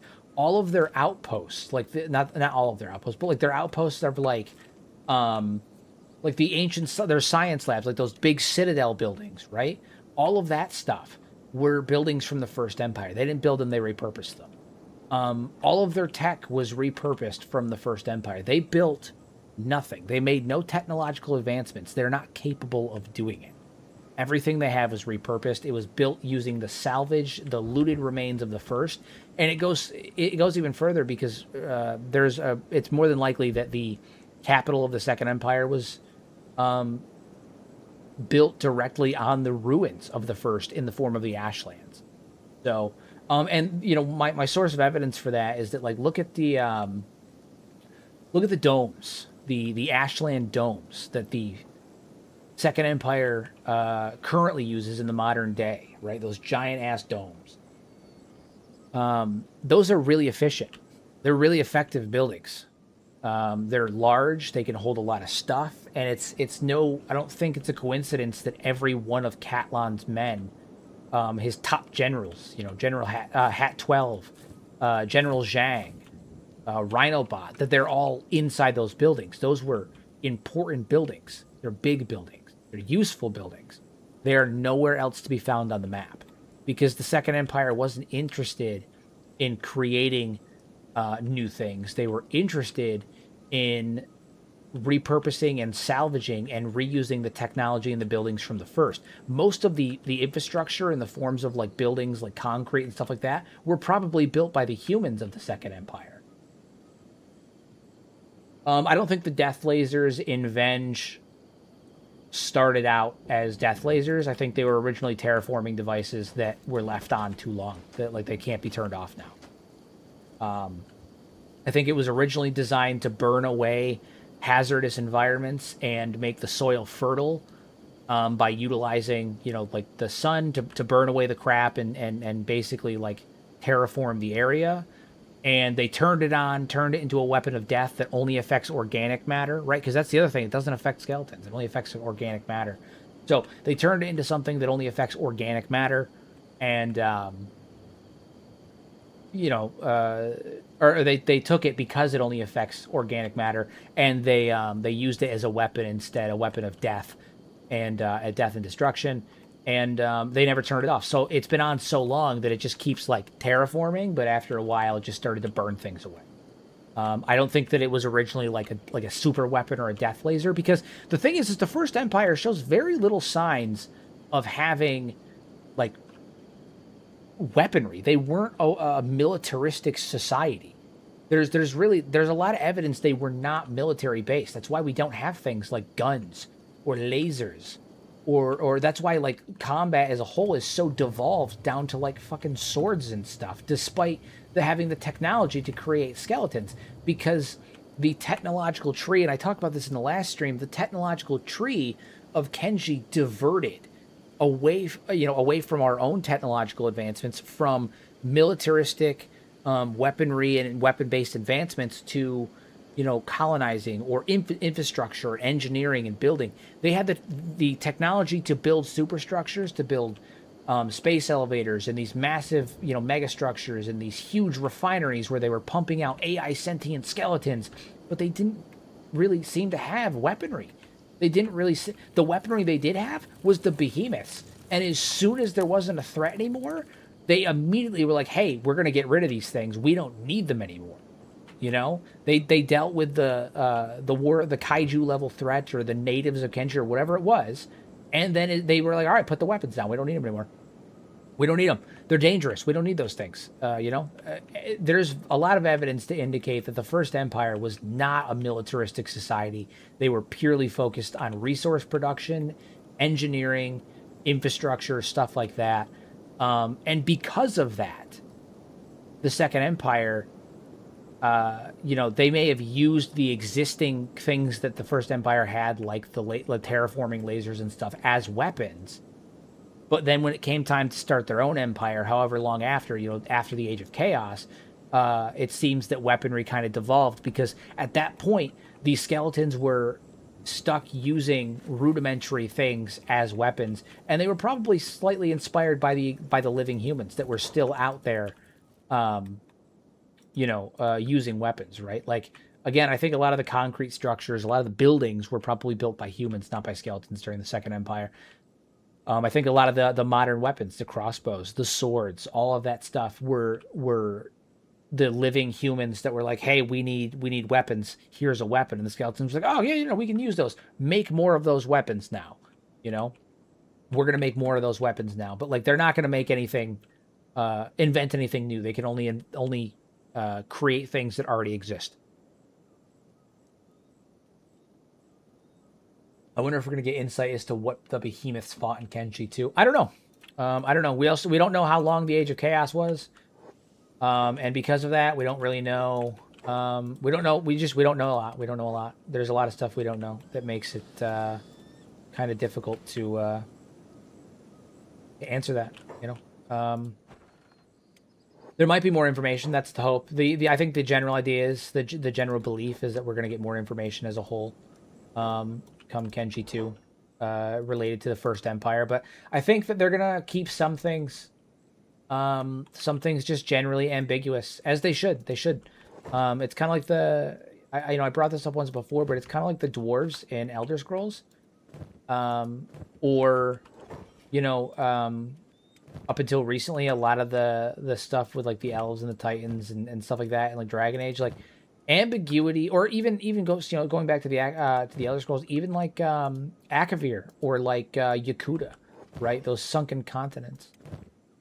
Yakuta's sunken, Akavir's not, but like Akavir and stuff like that. Like, there's a lot of mystery behind these things. There's a lot of unexplained areas in the lore in the Elder Scrolls that will never be explained because those mysteries are fundamentally important. It's fun to wonder, and it adds longevity to the series. It adds longevity to what Kenshi is, and it makes gives people things to postulate. Gives people like me things to postulate, make videos on. So I don't think we're going to get a lot of answers. I think there's going to be some things that we will forever be in the dark on, and I'm okay with that. I'm okay with that. I think that if you reveal too much, suddenly the magic's gone. And we don't want to risk that. We don't want the magic to go away. Oh yeah. I don't think it says anything, but I don't think it says anything on this either. Yeah, so it doesn't say anything on these either. It just tells you what races can eat them in terms of like player characters, but it doesn't say whether or not the animals can eat them. But even if not, we just got a good supply of meat here. We got to get these boys fed. So we're gonna head back in here now that is done. We get these two over here. And we're going to open these up and just start dumping these raw meats in there. Try to spread them out a bit. Just so that way they'll start going to multiple instead of all rushing towards one.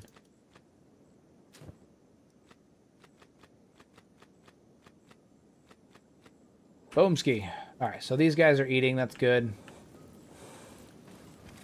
We're going to be able to use them for transport for stuff late. We're mostly getting the pack bulls set up for transporting. I think the animals might be able to eat the rotten meat too, but we're mostly getting the pack bulls set up for the sake of transporting food when we go to siege other factions later on. Do you know how the UC got their hands on a monster like Igor, especially him being Southern Hiver? So it's funny. I actually had an answer for this a while ago, and it's been so goddamn long since I thought about it that I forgot. Igor, for whatever reason, is fiercely loyal to Tengu specifically. My assumption is that they have like a deal worked out where like Tengu lets him kill and get away with whatever, because the Southern Hive are inherently more aggressive due to like how they're both their own individual culture, but also how they're made. They're made using like blood as their source of biomaterial, compared to like the Western Hive that's made using wheat straw. So I don't know what the full deal with him is. I just know that he's fiercely loyal to Tengu, and only Tengu, and Tengu uses him basically as a weapon to keep all the other nobles in line. Also, Tengu's a puppet. To be honest, here's the thing. If I had to guess, I am personally of the mindset that Igor is the real emperor. And let me explain that, because it sounds kind of crackpot. So the United Cities is based on like Edo period feudal Japan. Okay? And there's a couple similarities. One, both in the fact that like it's heavily samurai, like the whole samurai aesthetic. That's obvious, the obvious connection. During that period of time, there was also mass peasant revolts due to poor treatment, the acquisition of, they'd work, and then the military forces would come through, take their fruits of their labor, and they were suffering as a result of it. Whole thing. So aside from that, though, there's the way that the United Cities is set up is it's not a unified empire. Instead, it is a conglomerate of independent city-states that are run by their own individual nobles. And in the same sense, that period of Japan, the emperor was actually a figurehead. He had power, but he was a puppet. He was a figurehead. He was mostly he had power in like he didn't have real power. Again, he was a figurehead. He didn't actually have any real authority. The authority was held by the shogunate. In this case, Igor, okay, who was the military leader, and he had all of the actual authority because he was the one that would be like, "Hey, you guys broke my laws. You guys aren't loyal to the emperor. You guys broke the law." And he'd go out and he could have his people kill you. And he could raid your lands, take your homes, all that stuff. And in addition to that, even though the emperor was in charge, all of the independent city-states of feudal Japan were actually controlled by the daimyos, who answered to the shogunate, not the emperor. The daimyos were the nobles, the lords that controlled the independent city-states, or in Kenshi's case, the nobles, and they're supposed to answer to the emperor, but in actuality, the daimyos were answering to the shogunate. And in the same way, Emperor Tengu runs the United Cities, and he is the figurehead who's in charge, but we know he's a puppet based on in-game writings, who was put in place after the death of Emperor Anzai at the Red Rebellion, and no one understands why, because he's a freaking moron, which is why he was put in place. But all of the nobles share one common thing, which is they're terrified of Igor. So in reality, Emperor Tengu is the emperor of the United Cities in name only. The actual governing, controlling force that makes the final decision on what happens, not that he's out there like making law and legislation or anything like that, but the one who has the real authority to not just decree things, but to put action to it, is Igor. Igor is the shogunate. The nobles are the daimyo, and the Emperor Tengu is the emperor. So I'm not sure why Igor, like how Igor was obtained or what his backstory is, and maybe I'll do a video diving into that more, but I can tell you his position currently is that he is the one who's really in control. What he chooses to do with that is up for a whole different conversation.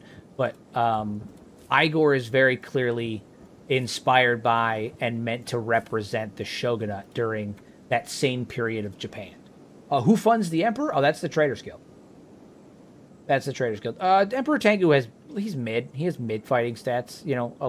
Most of the nobles are fat and shitty, and they don't really know how to do much of anything, save for like the noble hunters who have good crossbow skills. But most of them are shite.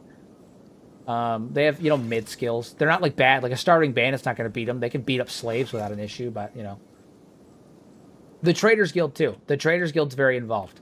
The Traders Guild is very, very involved. They do all the funding. They run everything. But the thing is I think the Traders Guild, again, I'd have to dig more into it. But like even still, I think Igor is the real authority. Not on legislature and stuff, but I think that I think if Igor told all the nobles to do something and then Emperor Tengu told them to do something else, I think they're far more likely to listen to Igor, because unlike Tengu, who can just spout off nonsense and say words, Igor will do something about it. Everyone's petrified of him. As they should be. He's scary as hell. Yeah, I mean, Igor's the real one, man. He's the one they should be afraid of. He's the one they should be afraid of.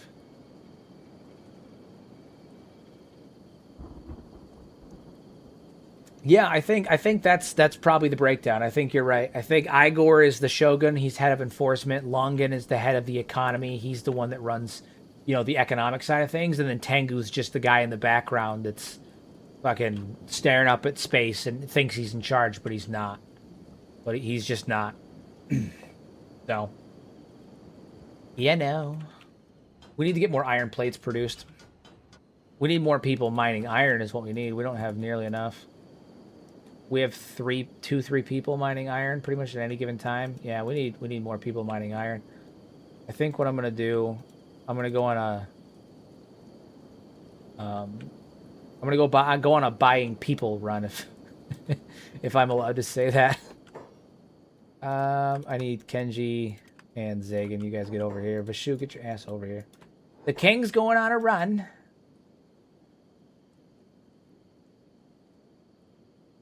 Yeah, that's what we're gonna do. We need more raw iron. We need so much raw iron. Squads traveling. We're gonna send Vishu. We're gonna send Grimdark too because he's not currently doing anything. And we're gonna send Kenshi and Zagan because I need them to defend against the beak things. Last thing I need is to get mauled by beak things. In Kenshi. Yeah, in Kenshi. In Minecraft. In Kenshi. Alright, so you guys are going to come over here. Turn your jobs off. And it should be becoming daytime soon, too, so we should be able to move without too much issue. No, what are you guys doing? Get over here, you freaking buffoons. Alright. I buy people. In Kenshi.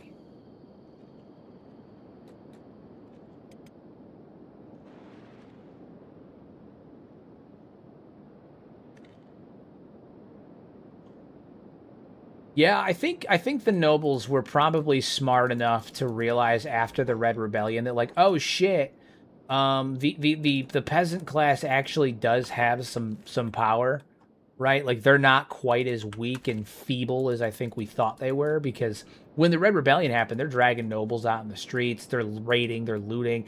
They killed Emperor Anzai. They killed the emperor.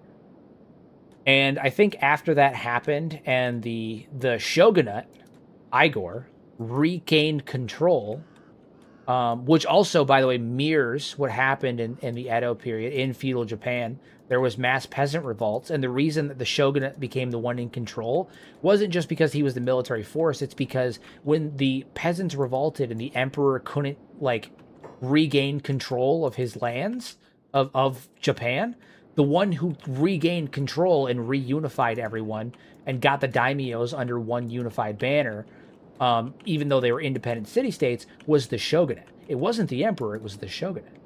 And I think the same thing happened. I think the Red Rebellion is a direct reflection of that period of Japan where there was a big rebellion, bad things happened, the emperor was killed. Again, that also happened in Japan. That was a very real thing.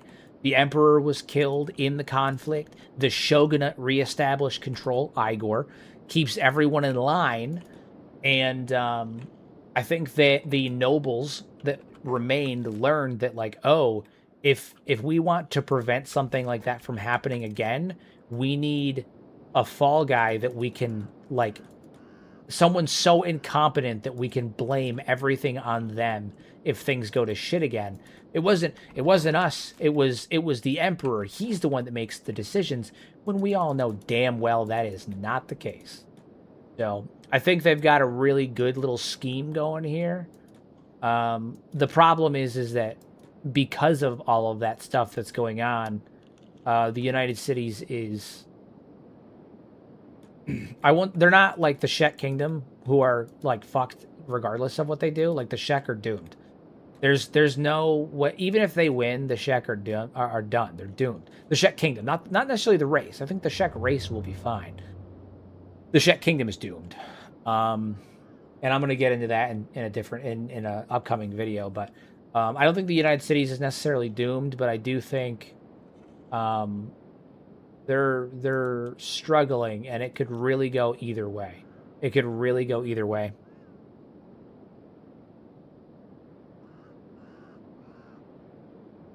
So we'll see what happens, but oof. Gotta get over here to the camps where we can buy some lads to do things for us. Who the hell is that? Oh, are we gonna crash? No, we're just loading. We're just loading. Thought we might have a crash for a second, but no, we're good. All right, who is this? Who are these? Are these bone dogs? Oh yeah, okay. I just saw a herd of people moving. Thought maybe it was guerrilla bandits or something.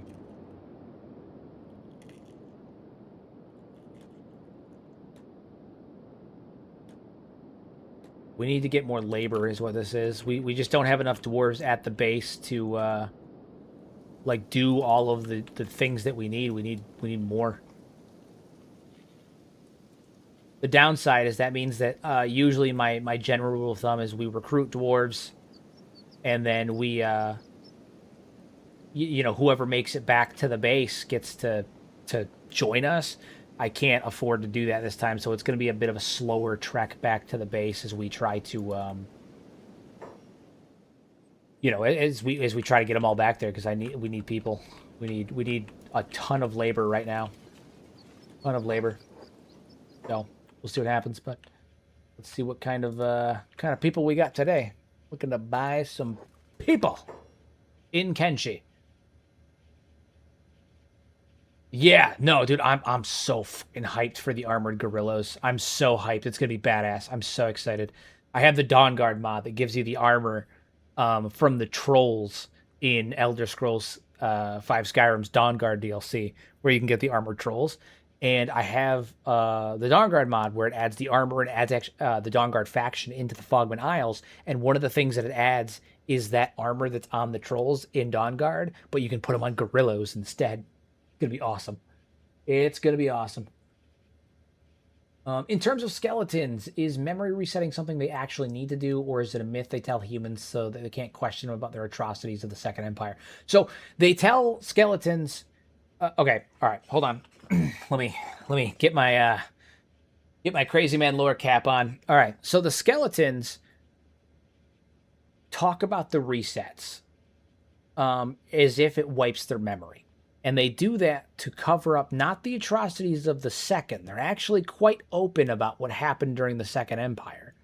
The atrocities they're trying to cover up are the near extinction event, the genocide that occurred during the First, and the fact that as a result of that rebellion of the skeletons, as a result of the fact that the skeletons rebelled against the First Empire so dramatically that it caused a era of time known as the Chaos Age, which I believe was a nuclear winter. It was so intense, it was so dramatic, that it almost wiped out life on Kenshi as a whole, and is directly responsible for the state of Kenshi as it is now. The Second Empire was an attempt at atonement for that action, right? It was an attempt by Catlon and his subordinates at atoning for that crime. Now, the resets themselves are real. What is not real is they do not reset their memory. They use that as a convenient lie. But the resets are real, and they are necessary. What they do reset is not their memory, it resets their emotions, and it resets their skills.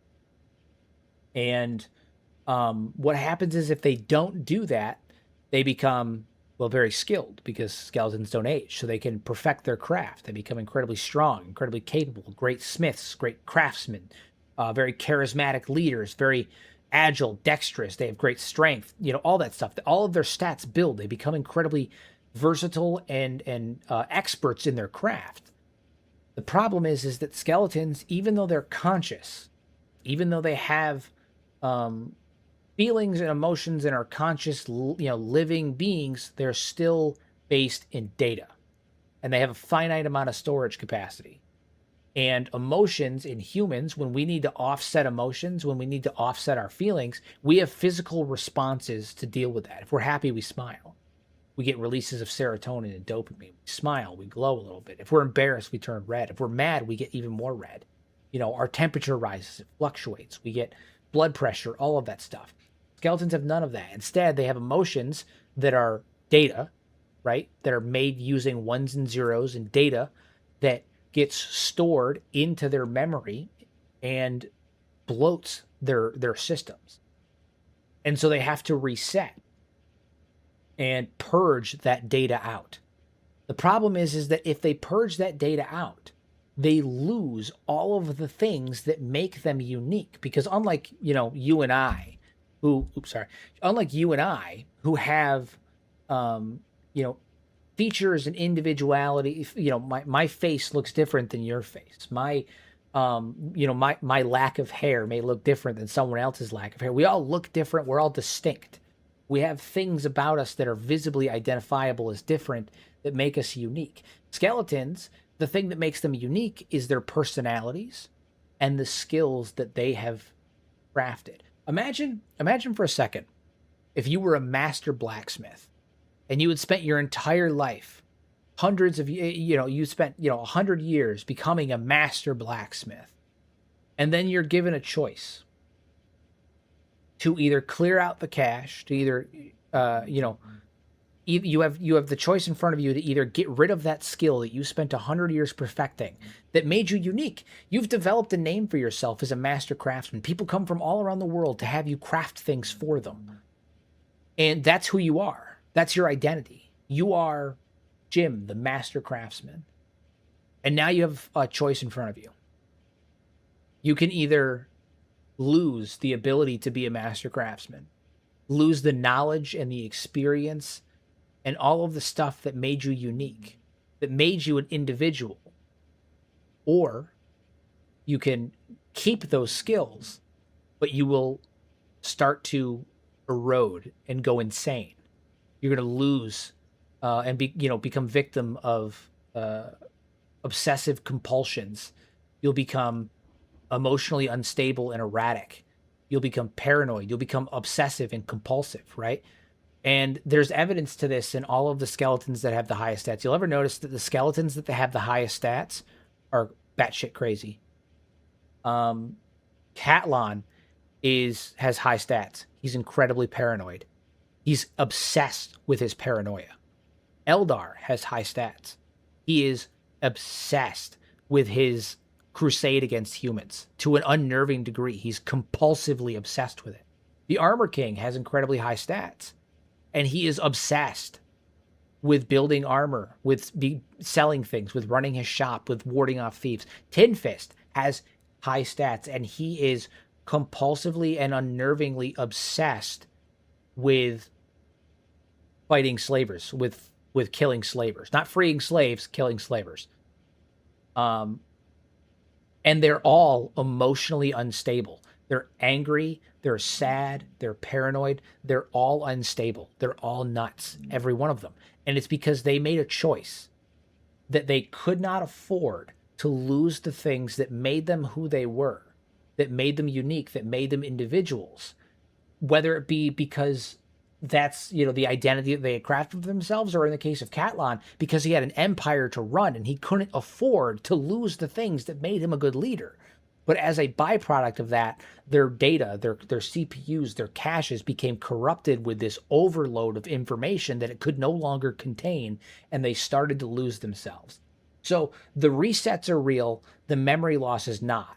And the fact the memory loss is not is partly why the skeletons are so damn sad. Not only have they been forced to, not only have they almost caused the collapse of the all of Kenshi twice, and they are directly responsible for its dilapidated dystopian state, but they are also consistently forced to choose between being identifiable, individual, unique people and having learned all of these skills, or falling to a complete and total entropy of their own individual consciousness for the sake of maintaining a sense of identity, ultimately losing it in the long run. They are repeatedly forced to come to grips with the fact that they are existing in a perpetual state of suspended consciousness in a system of entropy that they can never escape. And it's depressing. No matter what they do, no matter how much they learn, how much they train, practice, and perfect who they are, they will inevitably have to reset to zero, or they will face the possibility of eroding and going insane. And that is why they are so sad. So the resets are real. The memory loss is a convenient lie that they tell, but the resets are very real.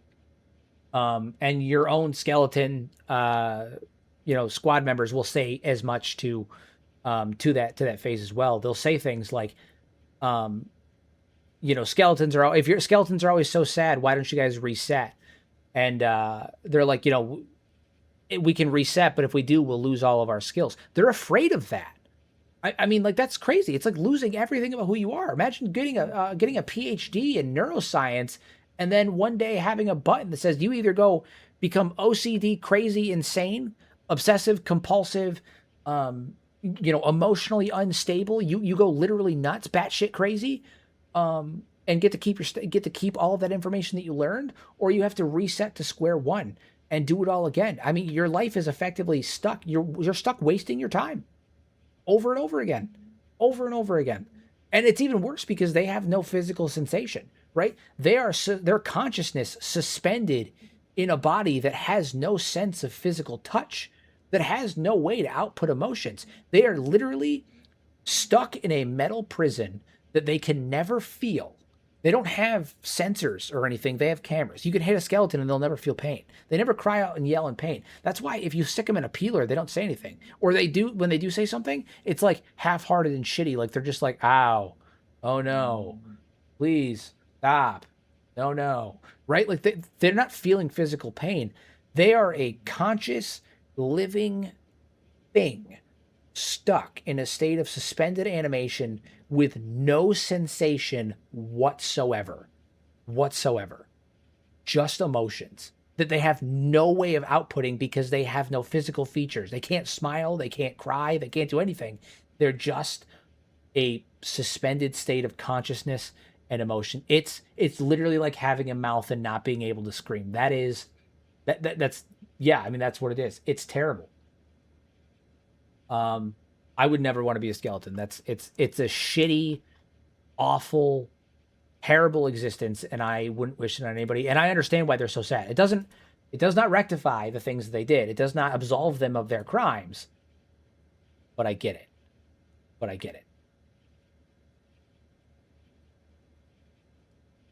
All right, we've got a bunch of people. We've bought people.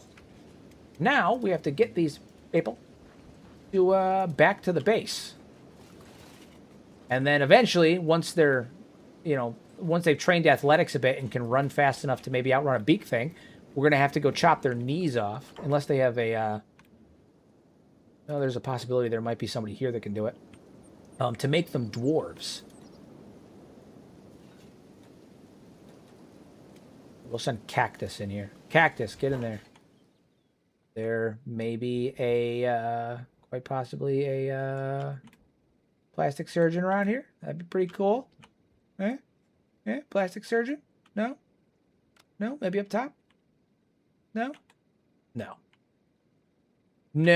No, we couldn't get that lucky. I need to see if there's a mod that lets me like do plastic surgery and stuff at my own base. That'd be convenient. That'd be hyper convenient. Hella convenient. All right, now is the tough part. We have the slow, arduous journey back to our base. I am going to put all of these guys on passive, because then enemies will avoid combat. Hopefully, they'll be less likely to be targeted. I'm going to put Zagan and Kenshi. They're on taunt. And I'm going to keep King Vishu and Grimdark off of taunt. But yeah, no, I mean, skeleton existence is hell, man. It's hell. But no, I guess I kind of went into a bit of a tirade there for a minute, but no, the resets are real. The reason I was asking is when I'm talking to the skeleton leader, the mechanist, he lies to humans but tells other fellow skeletons the humans will never know the truth. Yeah, he's talking about the events of the First Empire. That's why when you look at some of the books that he has, there's mention that it looks like ink was spilled on the page and it looks like it was done so deliberately. They're not covering up the Second Empire stuff. They're covering up what they did at the end of the First, which is when they... Because the thing is like Stobe sacrificed himself to prevent the genocide. The skeletons were winning, right? They were winning. Let me be clear. They were going to win. They were going to wipe out all life. Humans were going to be dead. It was going to be donezo over. Stobe stopped it. We don't know what he did. We don't know what that threat was. I think it was a weapon with like a nuclear weapon or of some kind. Because skeletons don't give a shit about radiation. They can you can blow everybody right up. Doesn't matter, But the skeletons were gonna win, and Stobe stopped it. At least in some capacity, right? Because we know that whatever the skeletons did was bad enough that the Chaos Age that came afterwards caused the water levels to rise. And my assumption is that what they ended up doing was they created a nuclear winter. And that caused the temperature on the planet to go, to decrease. Everything froze. Everything was shitty, very turbulent, very bad. So the temperature lowers. Everything becomes covered in in ice and all that stuff. And then as the Chaos Age winds down, the ice begins to melt. And the melting ice from the Chaos Age, from that nuclear winter that was brought on, causes the water levels to rise to where they are during the events of Kenshi 2, during the Second Empire. And then what we're seeing now, a lot of people attribute the water levels decreasing to, like, proof that Kenshi is dying, when in reality, Kenshi is leveling back out to what it was before the Second Empire, like to what it was originally, right? But the skeletons are covering that up because they feel remorse that they only felt because the skeletons started their extinction event after the events of Obedience, in retribution and vengeance for what happened to the behemoths.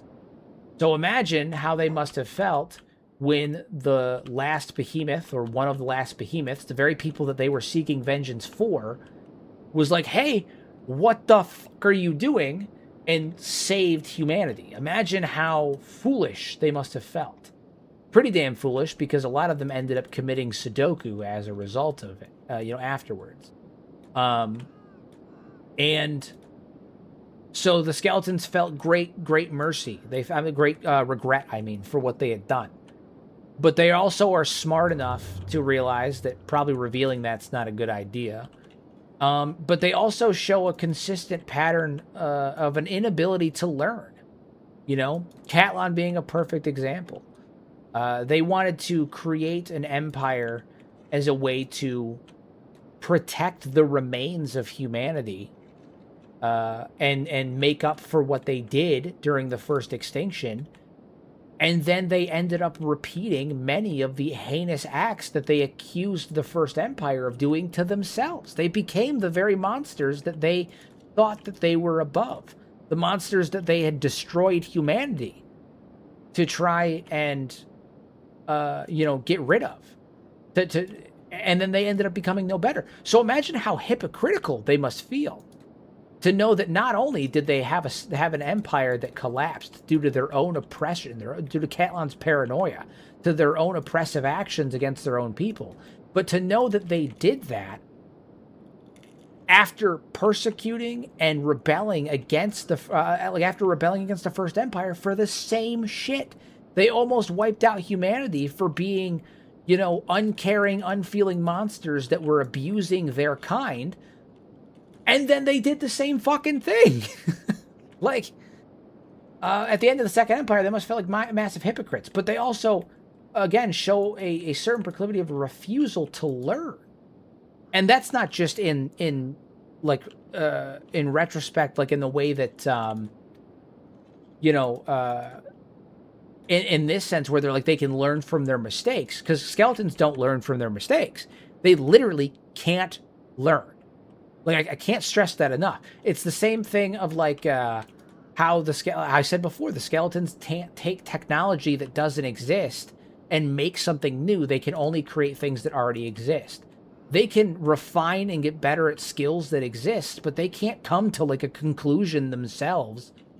They don't have a form of introspection like that. Not in that way, Plus, their system is all fucked up from their perpetual state of entropy and all that stuff. But it's just they must feel like massive hypocrites, and I don't think they want that coming out. I don't think they want people to find out that the crimes of the Second Empire that were already heinous and egregious were actually their attempt at doing the right thing. And they ended up becoming the monsters that they had, sought to prevent themselves, that they had originally tried to destroy. They became the villains, It's a level of hypocrisy that I don't think that they want people to know about. I'm not sure I get the reference. I don't think that may not be a reference I understand, but if it works for you, if it connects, yeah, no, sure, that works.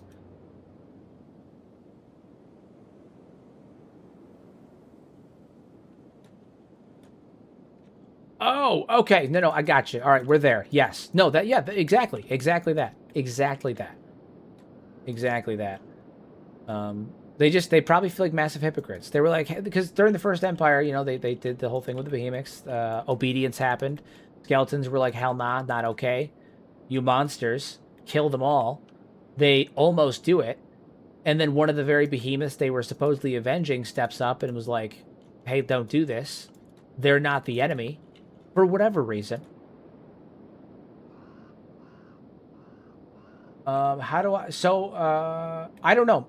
One thing to note about Stobe is that Stobe is smaller than other behemoths. His model is smaller, which I find interesting. I'm wondering if maybe Stobe had a different purpose. Maybe he wasn't... Because the other behemoths fought the kaiju, right? We have many reasons to believe that they fought the kaiju. Stobe is a lot smaller than they were. And so I'm wondering if maybe Stobe had a different purpose. I don't really know. I can't really reconcile why he wasn't there. That's just something we don't know. I can't even begin to theorize it because we have no idea. There's nothing to indicate why he wasn't there. I have no idea.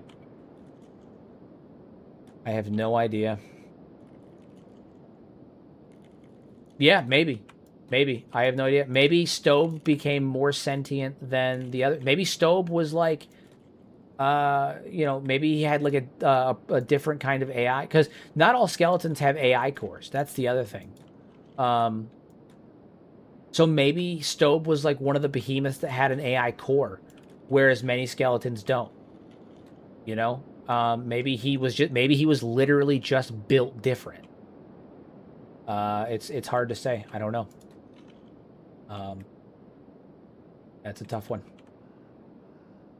But yeah, no, the Second Empire was doomed to fail right from the beginning because their leader was a skeleton. You can't have a skeleton leader. The leader of a faction cannot be a skeleton. Maybe in the short term they can, but in the long term they can't. Because they will inevitably have to reset, which would mean their leadership is no longer viable, or they would have to go insane like Catlon and every other skeleton before them did that refuses to reset. They could set up a system of succession, but like the problem that I have with systems of succession is that the skeletons also are kind of inherently greedy in the sense that like it would be really shitty to have, like, there are logical workarounds for it, but it would be really shitty from the perspective of a skeleton to be like, hey, I've worked 200 years to build my craft and become a leader, to become the perfect leader, to become the ultimate warrior, the defender of the people. And now I have to give all of that up and basically erase everything that makes me who I am. And then I have to watch as some other skeleton that, frankly, isn't deserving saunters off into my position with my position, my kingdom that I built, me, with my work, and they get to rule it because I was no longer able to due to my declining mental state, even though I'm functionally immortal. I don't age, and so it's a pride thing, and I get it. I think I get it. It would be really shitty to build an empire, to be alive and functional, and to not be like, oh, I'm too old, but just by nature of how I'm built, how unfair that must be to have to abdicate my position and give up everything I built simply because of how I exist, like how I'm forced to exist. That's got to be a shitty existence. Can't be great. Can't be great. Simply can't be great. So, I get it. I don't agree, but I get it.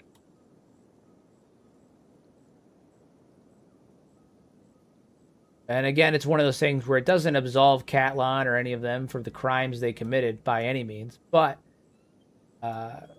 understanding and absolving are two different things. You know?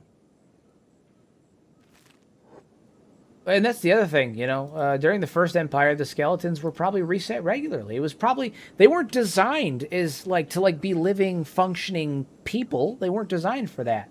They were designed to be AI. They were probably AI robots that were given consciousness so that way they could better adapt to their jobs. Right? And, sorry. Yeah, mustache hair in my mouth. They were given, they were probably designed to and given consciousness so that they could better adapt to their jobs. Not so they could think and create and have an empire. And then the resets were probably done regularly. Hey, I need you to go to this location and I need you to build this stuff for me. Okay, they do that for 2 years. Okay, well, now we need you to go do something else. So I'm going to take that robot and I'm going to wipe all of the information that he has, all the skills that he's accrued during this time, because that stuff's not important anymore. He doesn't do that. Now he goes and drills for oil.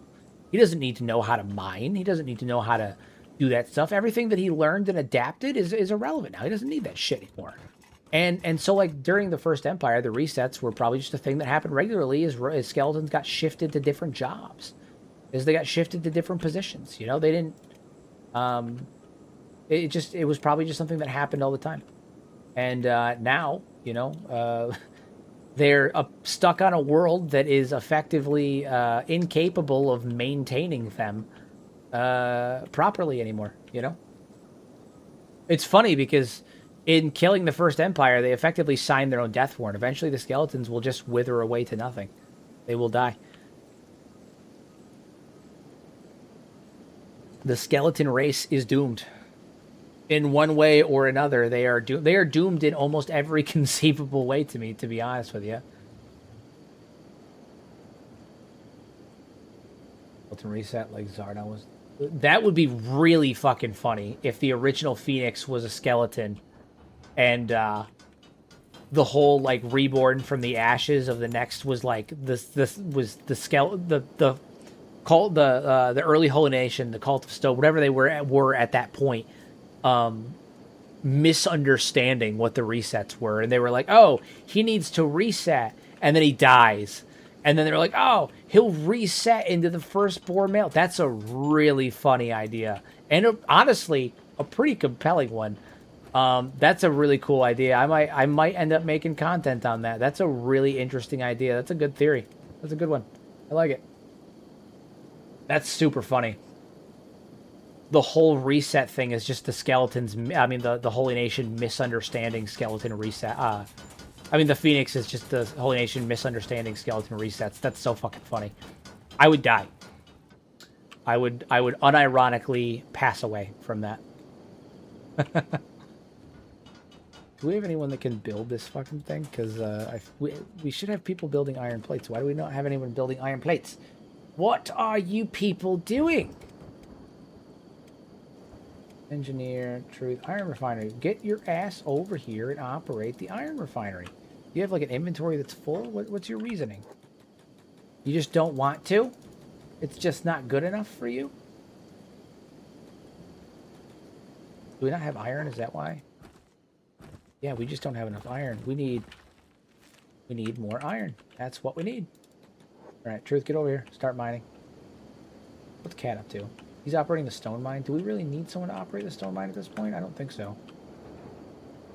I don't think so. I think we're going to have him operate the stone mine and all that stuff when he's not mining iron. I think that's the good move.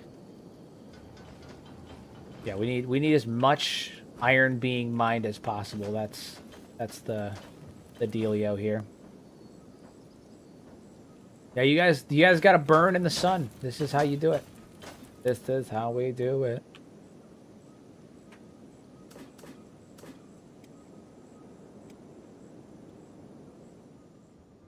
We have enough food being produced, right? Like, we still have a lot of bread being made.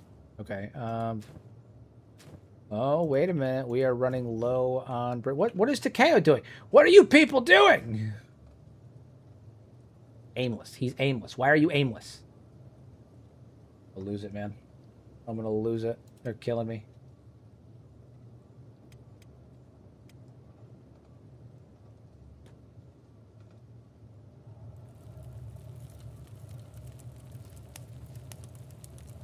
That's really funny though. I may end up making some content on that because that's a really interesting idea.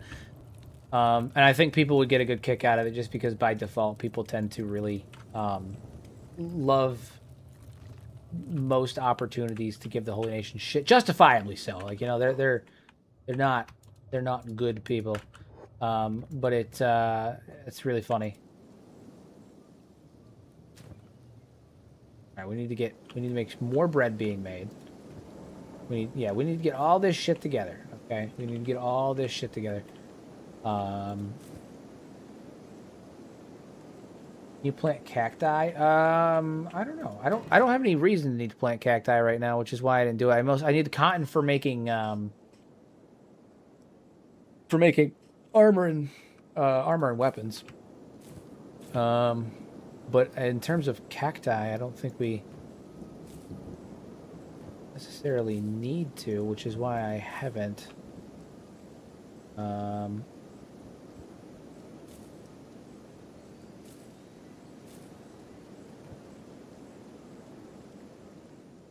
But I think we could. I think the ground would support it. I don't think we need to, because we have a shit ton of wheat straw. Like we're making bread, man. We bring the bread here at Garzumi Keep.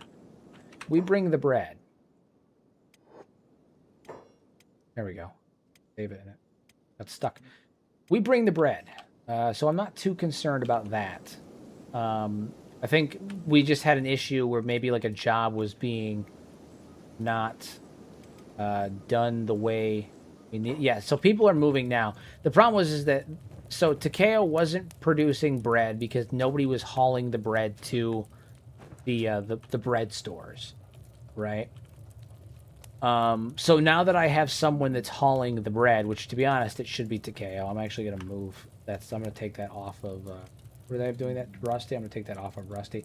Now that I have someone moving the bread, he'll start to, you know, fucking do the things he's supposed to be doing and making bread.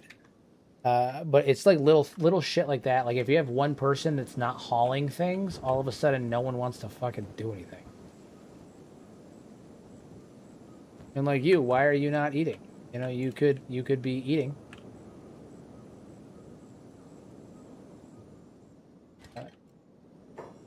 I gotta double check these guys to make sure they're eating. Okay. So we've got like a good bit of stuff going on here. We've got a good bit of stuff. Everyone's working up that athletics, right? This is a big thing. I have all of them working athletics, and it's super important because in order to get anywhere, we need them to have good athletics. Because spoilers, there's a goddamn army of beak things out here.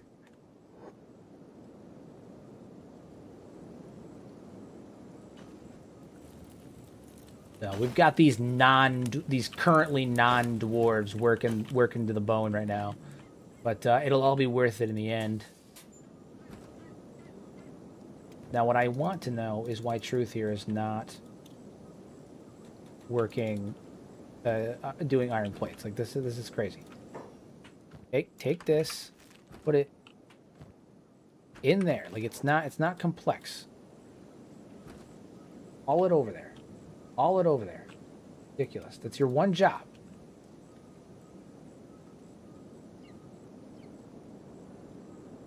I've done it before too. I've had whole outposts starve before because I wasn't paying attention.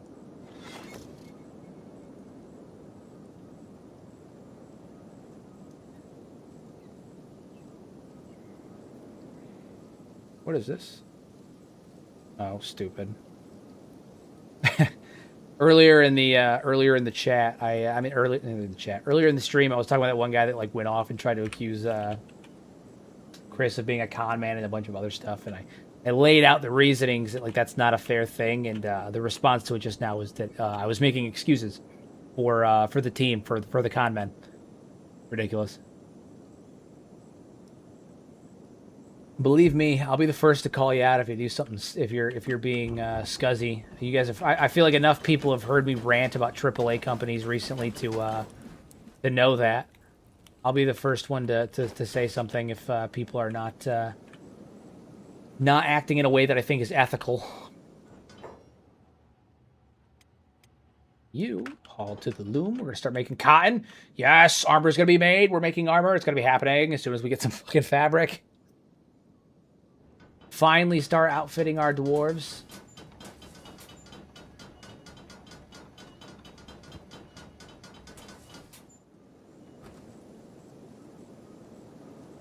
All right, things appear to be moving now. People appear to be doing their goddamn jobs now.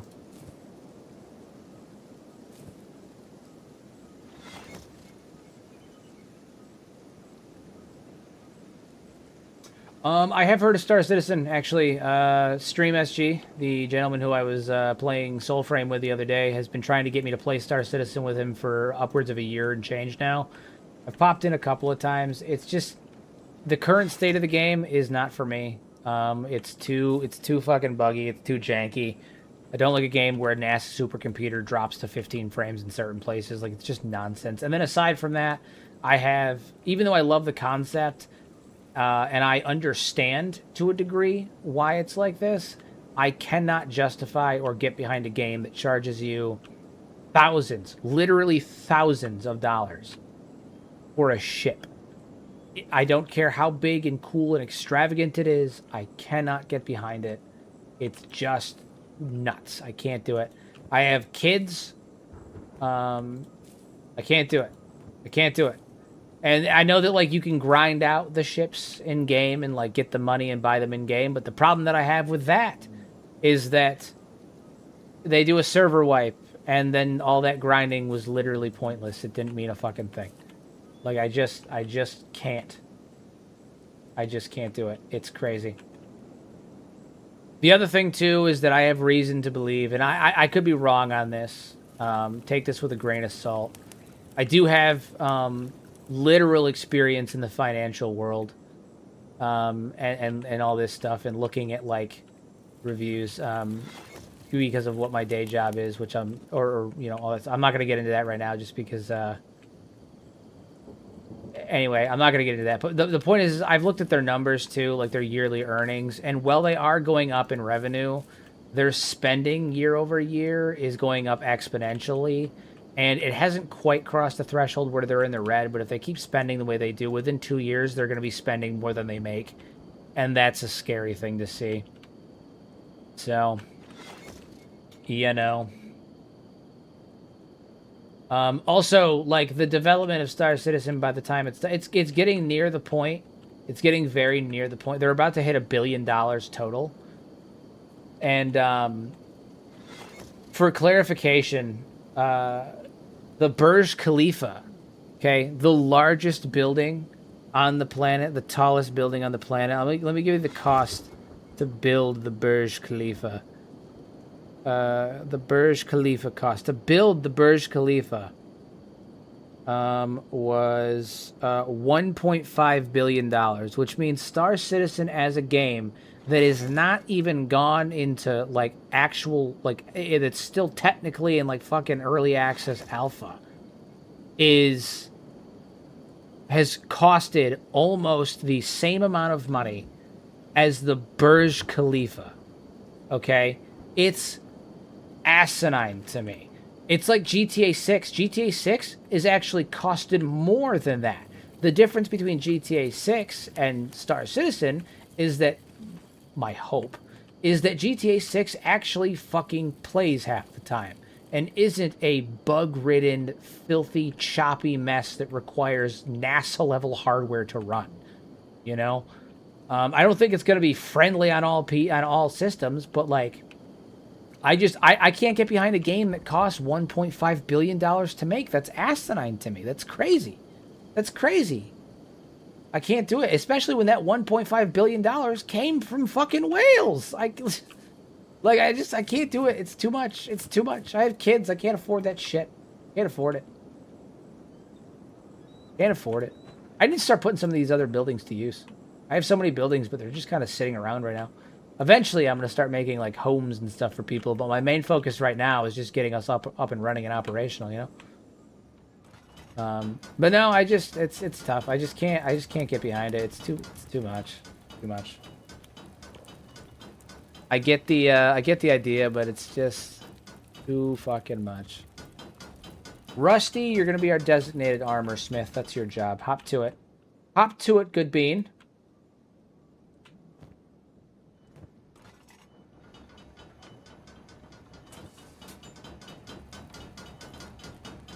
You, Hooli, your job is to haul fabric to all of these.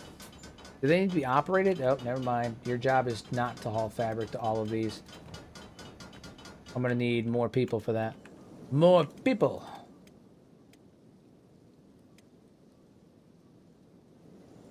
You go get some food. Some of these people just are like allergic to feeding themselves. My God.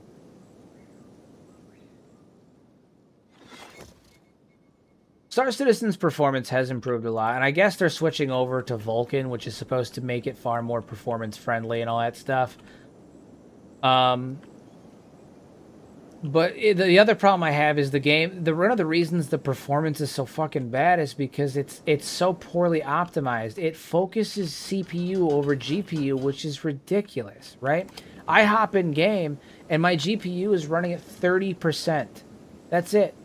And my CPU is running at 99% almost all the time, unless I'm in deep space, like without much going on around me. But like it focuses so much on just CPU that it like bogs down and bottlenecks performance so bad. When if they switched it to primarily utilize your GPU, it would fix a lot of it. But I don't know.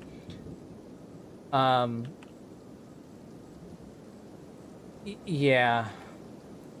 I don't know. There's so many issues with Star Citizen I just can't get behind. Also, like, I know that like there are things to do, but like it really comes down to Stream SG, for instance, he runs a pretty successful org on Star Citizen. There was a point in time when they were like in the top like 50 orgs on the thing. Orgs being like clans or guilds for people who are unfamiliar. You know, they were like in the top 50 or something. Like it was crazy. And I would hop into their Discord sometimes and chat with them, as I often do, because they're my friends from back in the day when we used to all play Warframe together. And like, I remember there's been so many times where I hop in there and they'll spend the entire night running cargo. And running cargo consists of going to a planet, opening a thing, using what is essentially a sci-fi pallet jack to move boxes into your ship. You have to organize them so they all fit just right, and then you fly back and you turn them in, and then you fly back and you get more crates and you fly. Like, you're essentially a glorified delivery driver, and it takes a stupid amount of time. So there's that. Or there's mining, which is actually, you know, can be kind of fun. Or there's like mercenary missions, but like, and like bunkers and stuff. But like, for the scale of the game, for the sheer amount of money that it wants from you, I just feel that the content to gameplay ratio is not great. I just find that it's not great. Yeah, so I'm gonna put some weapons. I have a mod that fixes the economy of some cities. That way, they're more likely to buy like weapons and armor and stuff like that, because like people can actually afford them. So my plan is I might go and buy a one on all the sides, so people don't like or don't want. Yeah. One of the things I want to do is potentially set up a shop in a city that I can sell extra equipment and weapons and armor and stuff at, but it's just not in the cards at the current moment. Prime focus right now is getting stuff built, getting things built up. Yeah, I mean, I hope that they improve performance. I do. I hope that they improve performance to make it good. I did tell Stream that in the event, like when Vulcan comes out, when they switch to Vulcan, I will give it another go. But I just don't ever think it's going to be something that is for me. I get it, but I just don't think it's for me. I would recommend going and checking him out, though. He does stream Star Citizen quite frequently. And, you know, he's been trying to build a stream audience for quite some time on there. So if you do want to check him out, it's Stream SG on Twitch. Yeah, I mean, he streams Star Citizen pretty frequently, so. And if you're playing, you know, his org is the Nexus Spectres. If you want a good group of people to play with, would recommend. And if you do end up joining their org, I hop in their Discord quite a bit, so you'll, you know, get an opportunity to chat with me in there as well. Speaking of Discords, I'm working on putting together the Mad Lads Guild Discord as well. That should be up and running and operational very, very soon. So stay tuned for that. Anybody who's a channel member will have access to it. So stay tuned for that, and we'll be up and running on that very, very soon.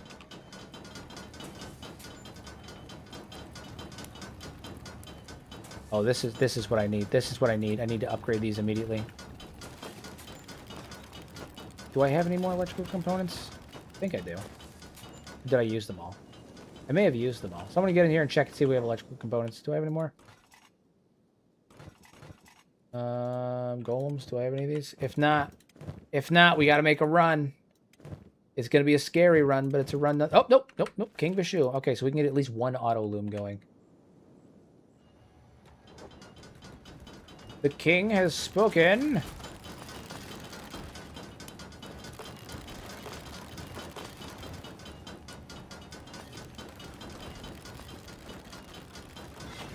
Fantastic. Okay.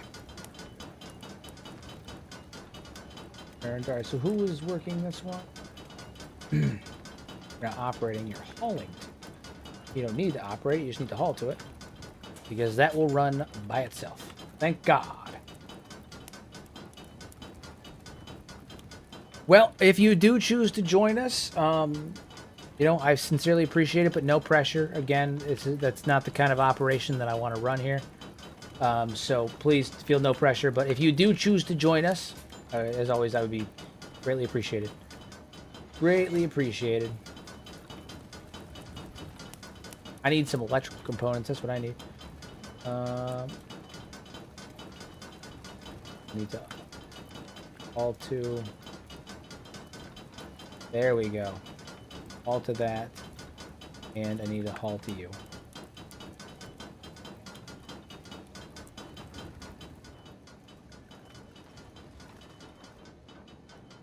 Yeah. Oh no, there's just gonna be hauling the auto loom all the time. Okay, well, we'll just let the auto loom go then. Hopefully we'll be able to get more fabric up and running so we can start like producing things. Why is he not... Have we made fabric yet? I believe we've made some fabric yet, so now we need to get Rusty up here doing stuff. Fabric. Yeah, where's my fabric at? I feel like we're making it and nothing's happening. Where doth you go, fabric? Where do you go? It's produced. He bangs away at some boots. Have I already put together some of the armor? No. The cool thing is that the fabric actually lasts for quite a while in the smithy. So like they take a while to make the fabric and stuff, but once it does, it lasts for a fair amount of time. Fairish amount of time. Is there anything else that needs fabric? Is that what we're... Oh, the beds! All the fabric is going to the beds right now. That makes sense. That makes sense. Yeah, I do. I need trader backpacks for the haulers, is what it is. But we're not there yet. We're not there yet. Oh, dude, I'm so hyped. I'm so hyped. We're so there. Okay. We're gonna start outfitting the king. These are prototypes, so like they're really bad quality, but I'm excited because like it's gonna be badass. It's gonna be so badass. It's gonna be so badass. Okay, Rusty, you do you. Fantastic, sensational, sensational. And then, you know what, James, you were originally on engineer, but you are now our designated weaponsmith, but I need to get a steel refinery up and running as well.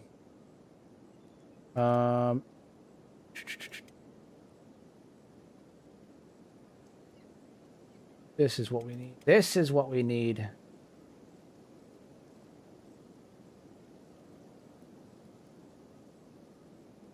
We're going to need so much iron, so we can take some of our guys off of iron mining.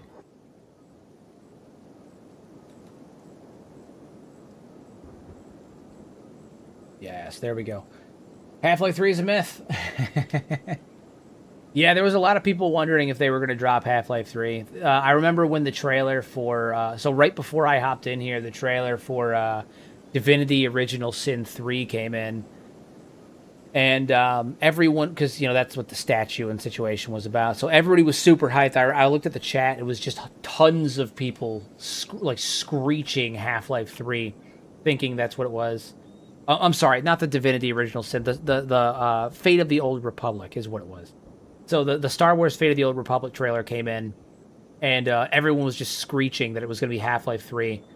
And no, it wasn't. Has anybody had a chance to see what the new Total War game is yet? Have they announced that yet? They were supposed to announce it tonight at the Game Awards, but I don't know. I hopped on stream at 8:30, so I have no idea. If anybody knows, post it in chat, because I would really like to know. Very much like to know.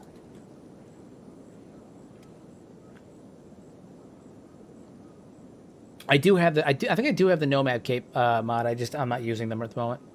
I would go buy them at Flats Lagoon, but... well, the tech hunters want me dead, so that's not going to work. Not going to work. Not for me. Not for me. Howdy.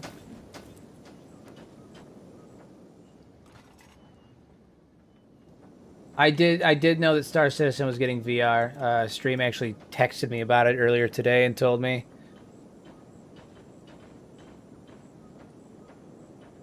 Yeah, he texted me about it earlier today. So.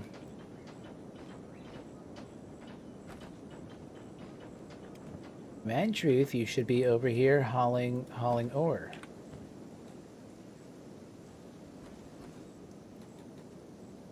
You know what I need? I need to put multiple places that people can sit around as well. Like out here. You know, actually, what I'm going to do is I'm going to lock you bastards in here.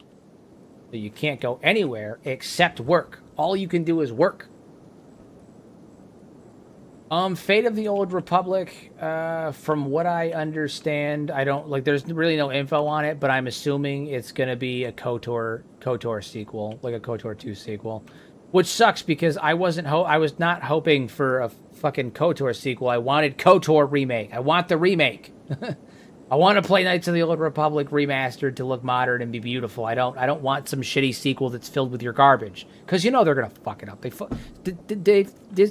all fuck all the Star Wars games up. They're all bad. The only good ones recently have been the Jedi Survivor series.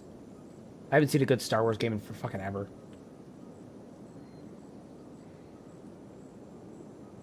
So the KOTOR remake is still happening. It's being done. Like another studio bought bought it essentially, and so they're making it, but they inherited what the previous studio had been working on. So like, it's just it's not happening yet. Yeah. I was hoping we'd get more info on that, but instead we got a fucking drop for a game that. Well, it could be good. Knowing Disney, it's just going to be crap. It's going to be crap because Disney fundamentally doesn't understand Star Wars. The only upside to it is that the creative director for this Fate of the Old Republic is the same guy that did the story, right? Like did that was like the head honcho for the creative director for the original KOTOR. So they do have him, and like that's a plus that like maybe things will not be so shitty, but also like again, Disney just doesn't fundamentally understand Star Wars. So no, listen, I'm huffing the hopium too. I'm huffing the hopium, but I'm not gonna huff the copium, you know, because I know better, and so I want to believe, but I also know better. So it's tough. In terms of have they started production, I think so. Don't quote me on that though. I have no fucking idea. I have no idea. I think so though. I want to say so, but again, I have no idea.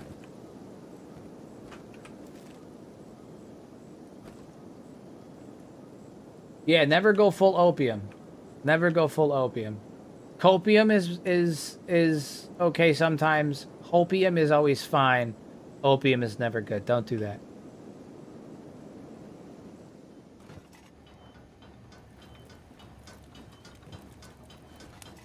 Oh yes, I'm so ready. Are you guys want to see this shit? So this is not the armor that the king is going to be this is the armor the king's going to be repping, but this specific set is not because, um, what is it? Rusty's stats currently are shitty, and he's not able to produce anything better than prototype gear. So like it's not great. But, and hear me out. Big but. Are you guys ready for this? Because it's going to be beautiful. It's going to be beautiful.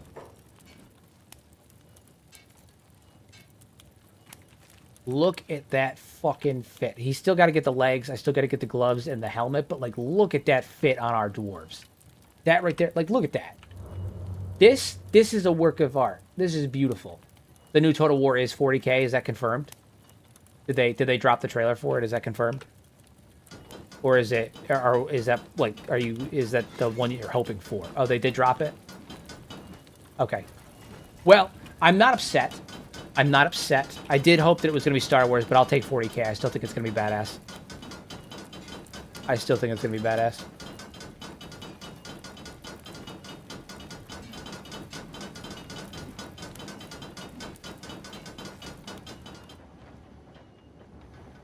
I'm excited to see it. It's going to be cool. I think having a Total War game with, like, that level of gunplay and, like, long-distance combat and all that stuff is going to be badass. Did they give a release date? Did they drop like Q1, Q2, 2026, 2027? Like, did they give anything? Because I know they're still, what is it? They're not dropping the final expansion for, or the End Times expansion for Total Warhammer until summer of 2026. So, you know, I'm wondering if they're starting. Was there like any gameplay or? Sorry, I'm having you guys deliver to me the information secondhand instead of just me going and watching it myself.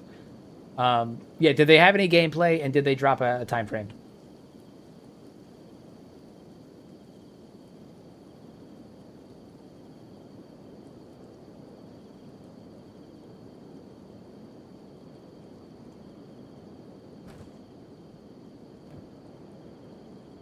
Why is this inactive? Oh, we do need someone still working. Okay, but we only need one person working it. So now you... Oh, no, you're not doing that. You're Cactus, maybe? Cactus, you can work that. Oh, it needs power? Why do I not have power? Why do I not have power? Ew, right. I took Truth here off of Biofill. Like... Yeah, okay, all right. So that's what Rusty's gonna hop into for right now because we aren't producing weapons. Dupe. I need you hauling to that generator. Those are fine. Oh, okay.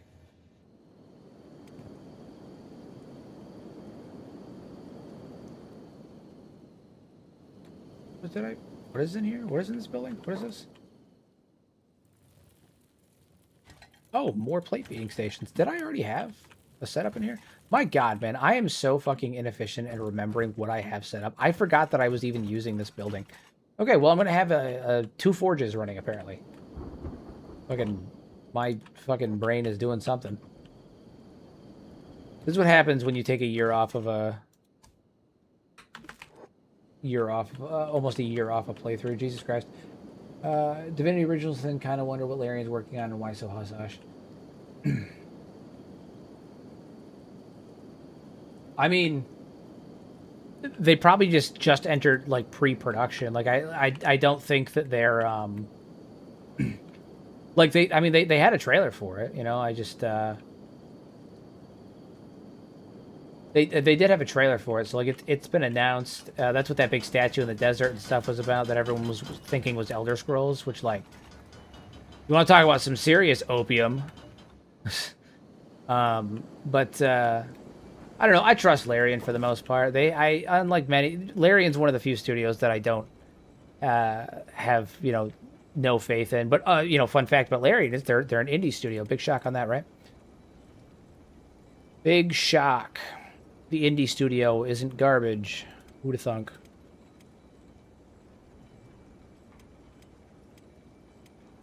Where is mining, production, crafting? Where you at? Mining? Yeah, steel refinery. There it is. This is a manual, right? Or is this... No, it does need... It does require power, but I also don't have people mining as much now because I have the automatic mine. So maybe we'll just do that.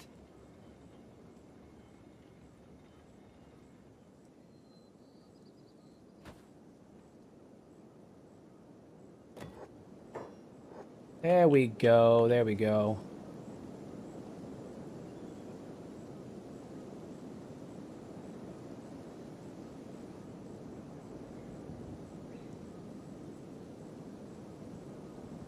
All right.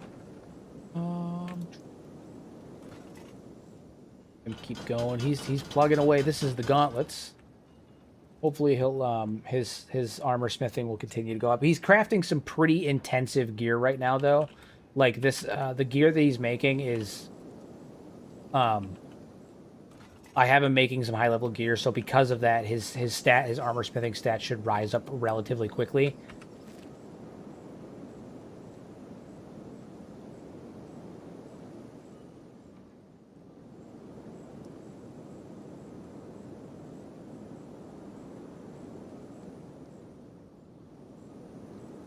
Alright, well, I'm going to have them come in here and actually delete some of this shit because we're not clearly using it. I don't think I need this stuff. Like, I'm going to end up using this building for something else because I'm a fucking big dodo, and apparently I set up a smithery, a blacksmith a while back, and then never fucking completely forgot about it and set up another one instead. Big brain move on my part.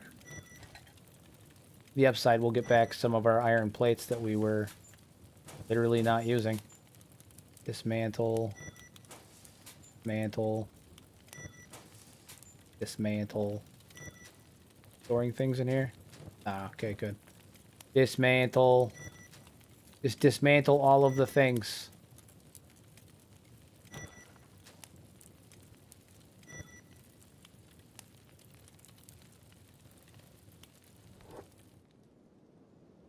Well, listen, I'll take a little bit of decent, hectic-looking gameplay with no release date than just, like, a live-action trailer that doesn't actually tell us anything other than it's in pre-production. Medieval 3.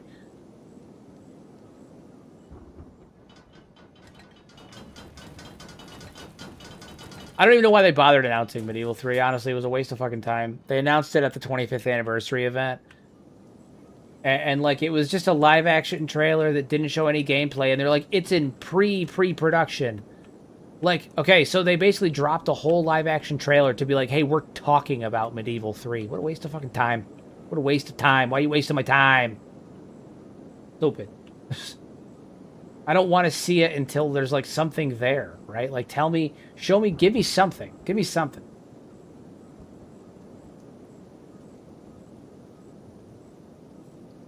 But, you know, it's fine. Hopefully, 40K looks badass. Which, you know, it should. It's 40K. They have VIP. It makes sense, too, that it's 40K and not Star Wars. I was originally hoping for Star Wars. But I understand why it's 40K. They already have, like, the deal set up with Creative Assembly and with Games Workshop and all that stuff because they did the...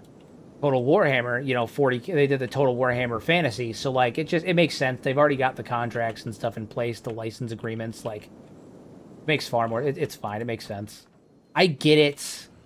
I get it. I guess. Repair the gate faster than the crabs can damage it. Oh my god! You know, I bought these pack bowls and I was like, yeah, I'm gonna use them, but keeping them fed is such a bitch.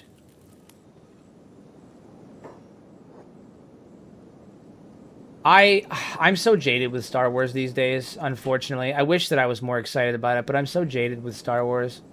Which really sucks because I love Star Wars. I've read all of the comics. The Vader comics are some of my favorite comics.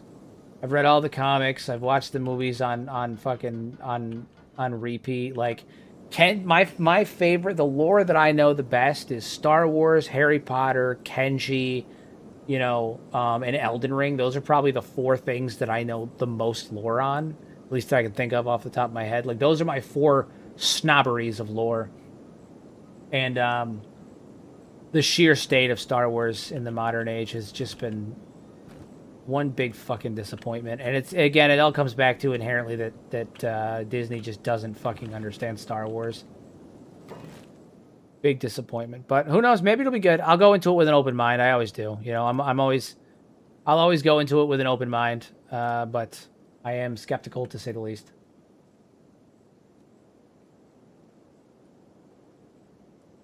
So much. Get one more mine in here for our industrial sector. Maybe maybe we can do that. Someplace we can fit that. Maybe, possibly. Yeah, if I can find a spot that I can build it, I can move it. I'll move it into place.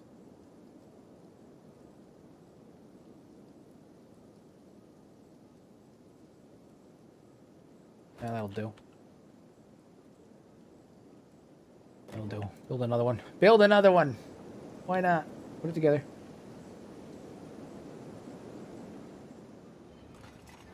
He's still going on these gauntlets. Still going on these gauntlets. He'll get faster as time goes on. So this won't take nearly as long, but like it's clearly going to take a while. Clearly going to take a while. It looks like the gauntlets actually take the longest amount of time. 1 hour, 0 hours, 2.9. The gauntlets take some fucking time. Good to know. So maybe we'll get all of the other stuff built, and then we'll do the gauntlets, because the rest of this will take almost no time at all. But it will get faster as his skill increases, so we won't have to worry about that too much. My dog is snoring so loud. She is so loud. She's literally over here just snorting like right along. You know, the funniest part about Disney choosing to get rid of the extended universe and, like, make it non-canon is they ended up going back and re-canonizing so much of it. Like, in Ahsoka Season 2, it's more than likely that they're going to bring back the mother from the, you know, the father, the mother, the son, the daughter. They're going to bring back the mother as Aboleth. And like all of that stuff, like they it's funny that they just, yeah, they just they made all that stuff non-canon just for them to go back and be like, actually, you know what? That one's canon and it was our idea, and that one's canon and it was our idea, when we all fucking know it wasn't. You took it from the extended universe. You this isn't original, you bastards. You guys completely decimated the entire, like, whole Star Wars universe just so you could come back and cherry pick certain things and then take credit as if you came up with them, you unoriginal bastards. Monsters. Every one of them. Monsters.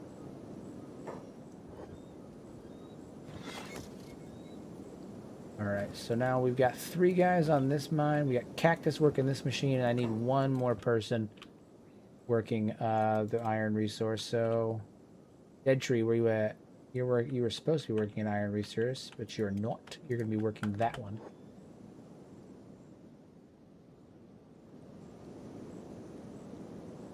Yeah. Yeah.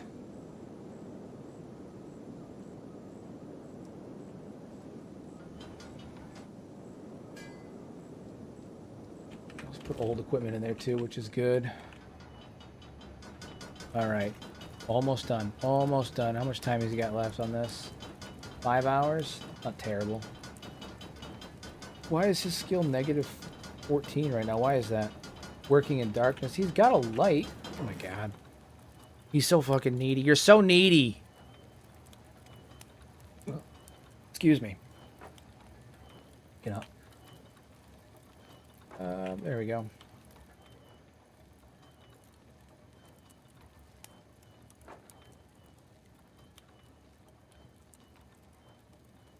No, that was...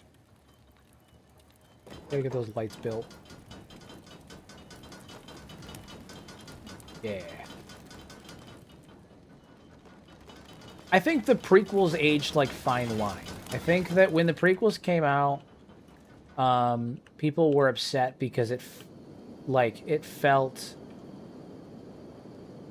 One of the things that I think a lot of people misunderstood about the prequels was like they firstly, it's meant to be like George was heavily inspired by like Shakespeare and stuff like that and like opera, so it was meant to be a space opera, right? And also people were upset about like the acting of like say Hayden Christensen, right? Like he got a lot of shit, which mind you he should not have gotten. I'm a firm believer he should not have gotten it, but he got a lot of shit for it. And the problem that I have is that when you look at the behind the scenes and stuff, and you see Hayden Christensen even working in other projects right after, right? His acting, he was acting the way George wanted him to, because he was supposed to be acting in a way where he is being told to suppress and mind his emotions, and so he's trying to do that. And at the same time, he's not doing that. Right? Like he was never taught to do that. He was brought into the order at the age of like 10. He wasn't raised to do that. So he's deliberately stifling himself constantly. And like, there's that. And also people thought that the choreography, some people complained that it was too flashy, but the justification is that like, this is at a time when the Jedi were receiving formal training. This is how they were intended to be combatants. When Luke did it, like Luke received training, but it was much more on the fly. It was much more like less structured education with like sword masters and masters of the craft, the way that it would have been during that era of the Republic.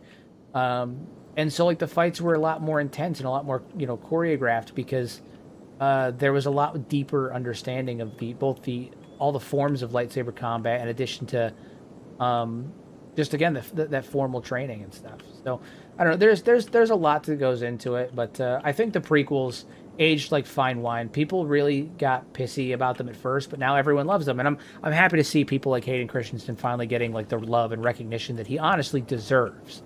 He honestly deserves. I do have a soft spot for the original trilogy, just because I like grew up watching those with my dad. And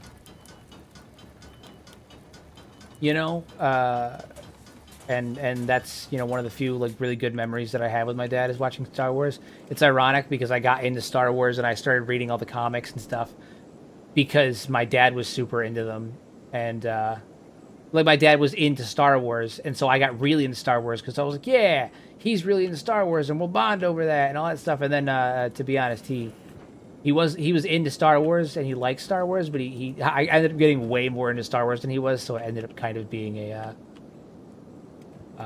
not a successful endeavor. But each their own. I love Star Wars. It's great.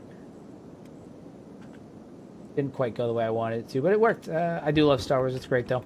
I've personally always been of the mindset that the really good idea for a Star Wars game, really fun idea for a Star Wars game, would be a Star Wars game set during the period, the 20-year gap between when Darth Vader becomes, Anakin becomes Vader, and when Anakin becomes Vader and A New Hope.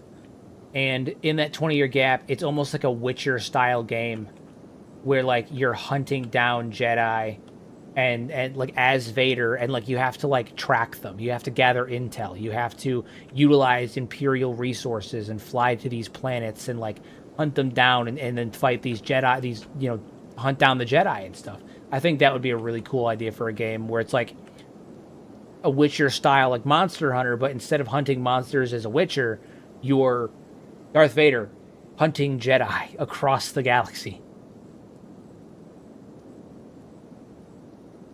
And you could, give it RPG elements and stuff. I think that would be a really cool idea, but it'll never happen. But I think it'd be really cool. And I think the tutorial mission for the game,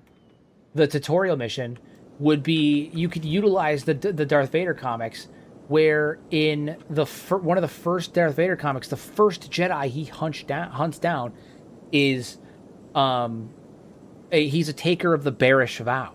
Okay, so he made a vow of non-violence. He was a master sword fight, like a master like Jedi combatant during the Clone Wars, and he had taken a vow of non-violence now. And the Vader needed to go hunt him down so he could take his kyber crystal and bleed it to make his lightsaber, his new lightsaber as Darth Vader. And the tutorial mission for the game could be you hunting this Jedi down, the taker of the bearish vow, to take his lightsaber crystal, and you could learn the mechanics throughout the course of the fight, and then the reward for finishing the fight and killing him is that you get your lightsaber, your first lightsaber. And also, like, again, you've learned the mechanics. I think that would be really cool, and you could use the continuity of the comics as a guide for the game. Like, you could hit the major events.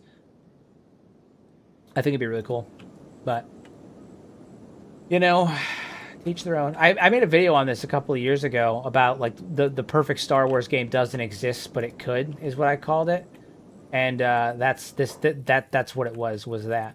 Why do you guys not want to leave? Are you guys stuck? I think they're stuck. Pick up.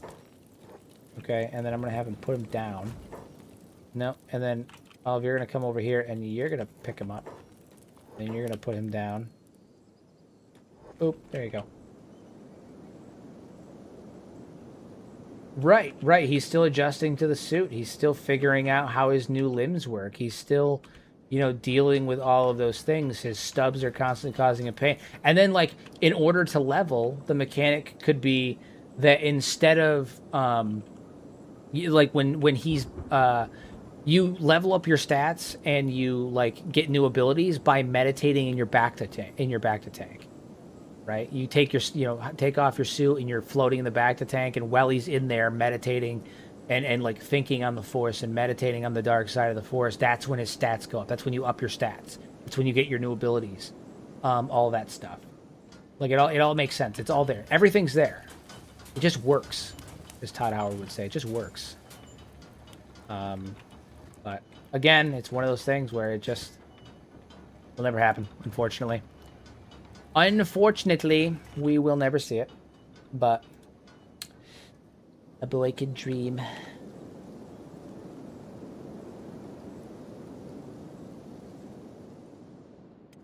Rusty, why aren't you working?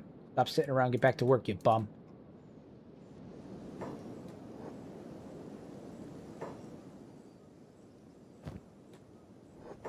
Oh, is he done? I think he's done, actually. Never mind. Sorry, Rusty. I didn't mean to give you shits. I'm sorry. I didn't mean to. I'm sorry.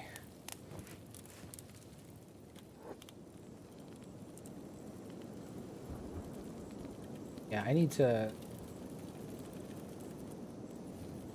deal with this nonsense.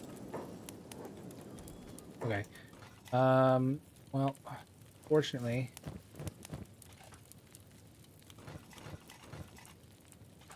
oh yeah, the shield functions as a backpack too, which is super convenient for this armor. And it's a backpack that can stack, so we can actually like bring shit and like do runs. Is really important. All right, now I need to get out of here, and then I'm gonna lock this building because I keep having nav mesh issues in this particular building. So I think I'm going to. I think I'm gonna lock this building up and whatnot, so you can't use it. Are you kidding me? Come on.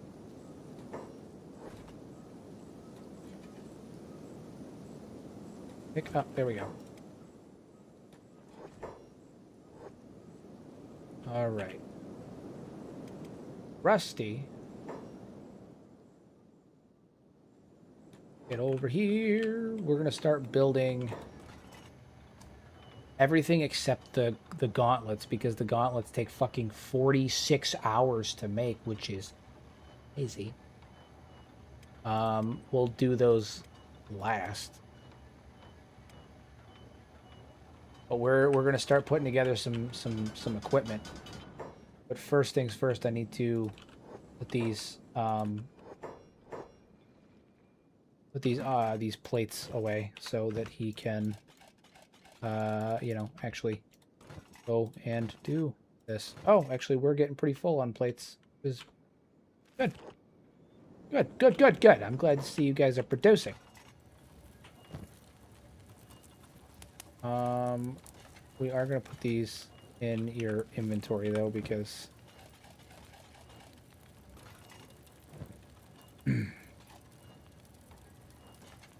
Oh, I can't. All right, shield. Oh, I can't put the shield in there. All right, that's fine. That's fine. They're all going to get shields eventually. Did I move the helmet in there? Oh, no, it's just in there. Okay, well, that's fine. That's fine. So yeah, that's the shield. They get the full Legion shield. So we're gonna have dwarves running around with these giant fucking Legion shields, and it's gonna be awesome. And then I've got Hammett here is making axes. He's making Dawnguard axes. So they're gonna have axes and shields, and it's gonna be awesome. It's gonna be awesome, absolutely awesome.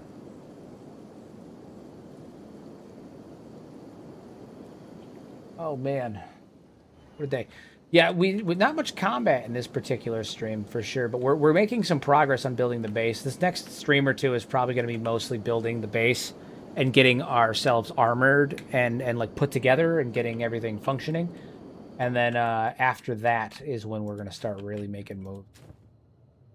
Oh yeah, we're full up on bread too. Nice. Nice, nice, nice.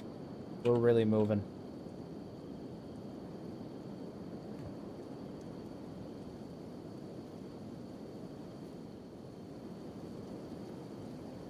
We are moving. Dave, that's a good idea.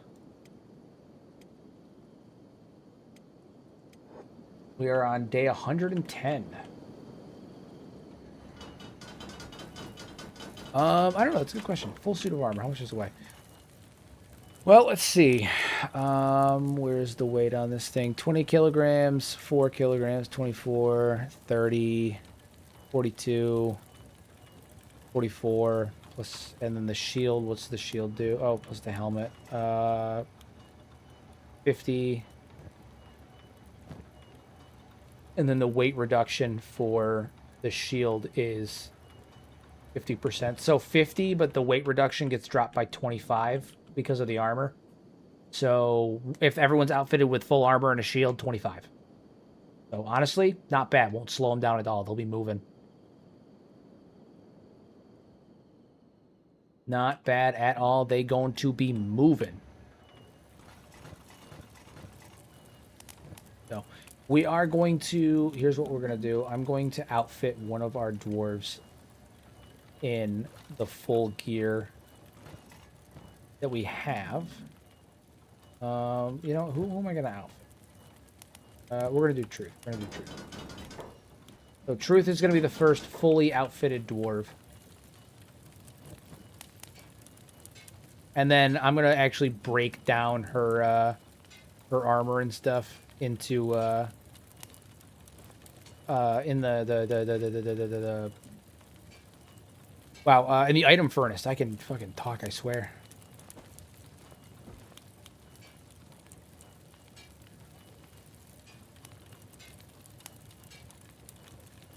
And then I haven't got the helmet quite yet, but I mean, like look at that. Look at that. It's gonna be badass. They're gonna look so dwarvish. It's gonna be absolute fire. It's gonna look great. Look at them. Fire. Outfitted with a shield and everything. Yeah, they're gonna look good. They're gonna look good. They're gonna look real good. And then we should have this axe should be done soon too, which is good. Should be good. It's gonna look absolutely fire. Our army's gonna be the dwarfiest of dwarves. Jesus Christ, the sound in there is nuts. I can't handle it.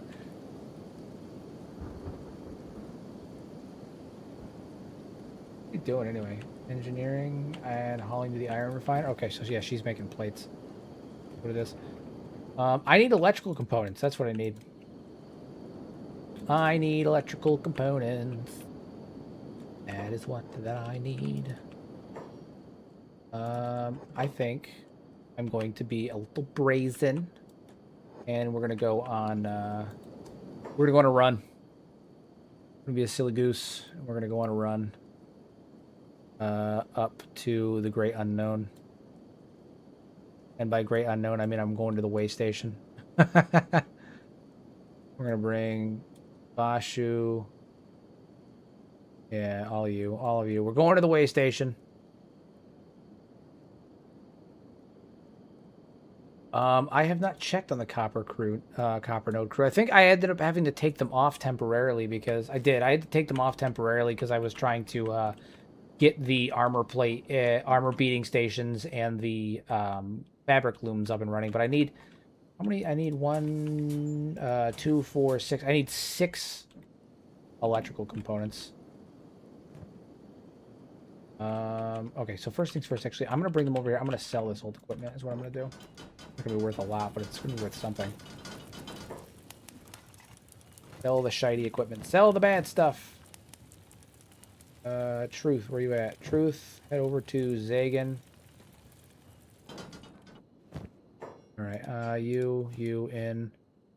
And the Zook, and we're going to go in as well, because we're going to be putting a helmet on them.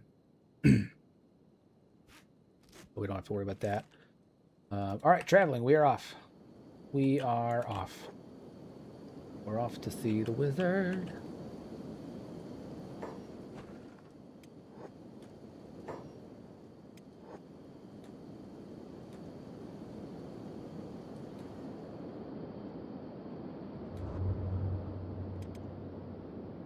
I don't think we're going to have nearly as much of an issue this time as we did last time. Not last time, but the time before that we went to the way station, though. We're not going to be stupid this time. We're going to, you know, run in, get the shit that we need, and get out.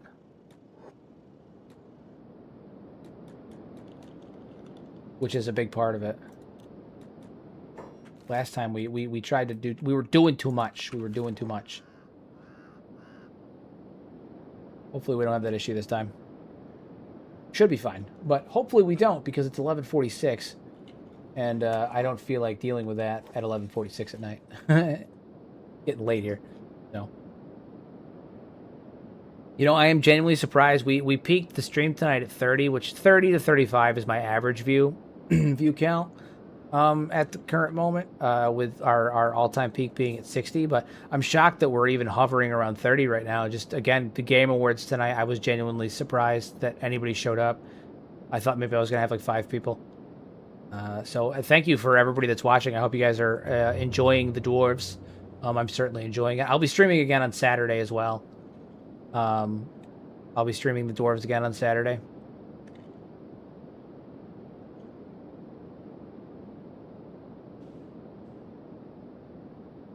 Making our way to the way stations.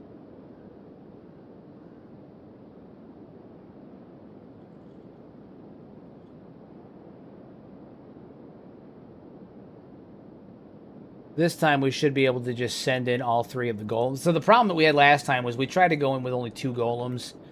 And that's a silly thing. And then it just also was really bad luck because evil is among us. Yeah, the evil is among us. It's the fucking beak things. It was also just bad luck because every single thing kept coming. Nobles, mercenaries, tech hunters, slavers. I mean, everything that could go wrong went wrong.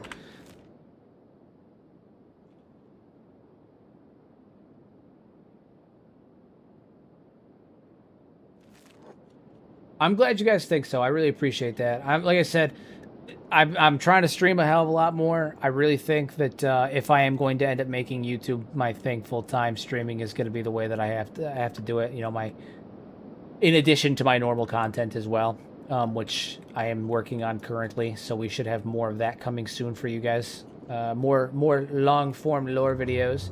But I think that streaming is the way to go. I think it's going to be the only way that I'm able to. Oh come on! I thought I avoided the big things. That I'm able to hopefully eventually financially support myself and the family via content creation, which has been my end goal, you know, basically the whole time.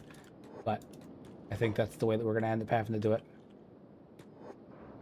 And I enjoy streaming a lot more than I did last time I tried. Last time I tried, I did have some grievances with it, but it wasn't streaming. It was my own dissatisfaction. I have issues with like not. If something isn't meeting what I consider to be my standard, I can't put it out, you know? And so when I was having constant issues, crashing issues, not with, like, Kenshi per se, but like issues with like my chat not working and issues with like my stream stuttering and my audio popping and like all this other crap. It was really bothering me because like I feel like to a degree most sensible people have like standards, right? They don't want to not meet their standards with their putting out content or some kind of creation to the public. My issue, and I'm not going to dive too much into the reasoning behind it. If you read between the lines, I'm sure you'll get it. But my issue is that if I need something to be a certain way, and if it doesn't meet that criteria, if it's not the way that I see it in my head, or it doesn't meet a certain threshold of standard, I can't put it out because it will it causes me physical discomfort. I can't do it. The idea that I put something out that's subpar and that people are going to look at that and like they're going to see that I put out something that's shitey, like I can't do it. It really stresses me out. It gives me physical reaction, you know? It's not even anxiety because like it's stupid because I genuinely don't really care what people think about me or the things that I do. You know, I have a few detractors on my channel that really get pissy when I put out theories and they think that like I'm somehow damaging the community and putting out misinformation and all that stuff. And I genuinely couldn't care less about what they think. You know, not that I don't take criticism. I'm fine with criticism. I don't care about like unhinged people who think unhinged things. Like one guy, there's one guy in the Discord that vehemently hates my guts. I have no idea why. He says that I put out a video that deeply offended him, which was my "Why the Holy Nation Oppresses Women" video, and like he accused me of being what is it? He said I was a misogynistic robosexual fetishist because of that video, and I was like, that is a wild claim to make when I just put out a video on a theory. But regardless of that, I'm not going to get into that. My point is that I don't really care about what people think about me in general. I can take criticism, but I don't care about what people think about me. So it has nothing to do with that. It's just that, like, for me, I have a standard that I have to meet, and if I cannot do it, I would rather put nothing out than put out something I'm not proud of. Because if I put out something I'm not proud of, it causes me physical discomfort. I become very agitated about it. Wow, I'm having such a loading issue right now. I have such an issue with it. It causes me very, like, intense anxiety and physical discomfort. It's crazy. Yeah, no, this dude on the Kenshi Discord, anytime my name comes up, he like freaks out on people for watching my stuff. And like he attacks people in the community for watching my stuff. And like, you know, he claims that like I put out a bunch of misinformation and that I'm like destroying the community.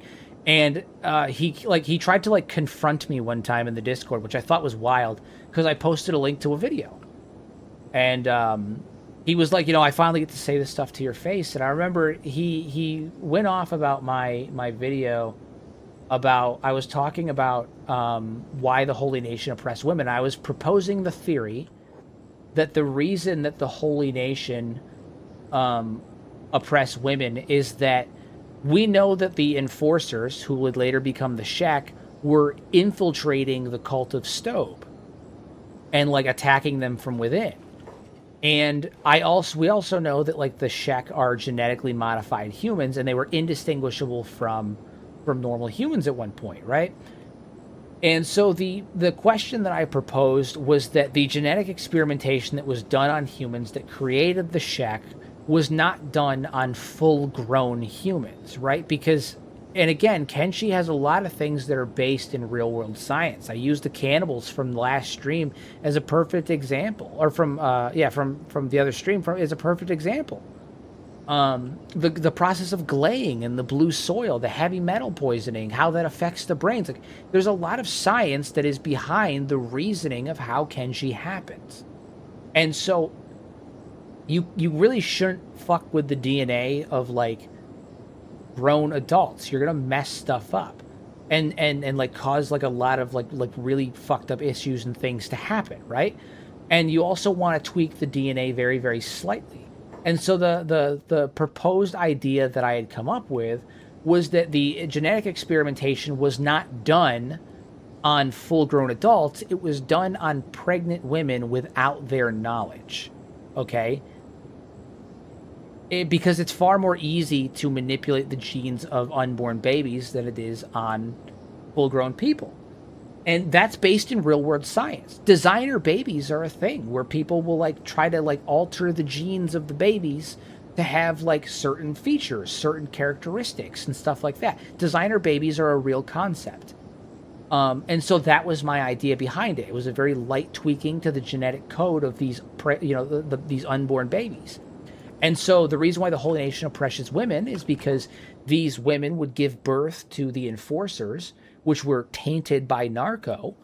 And so now the whole, and so they viewed it as women having lain with narco, having lain with the skeletons, and they're giving birth to these like abominations, right? And that over time evolved into women are like connected to narco, and if they give in to their base desires and all of that stuff, that they could become easily corrupted and give birth to more children of narco, as they did in the past.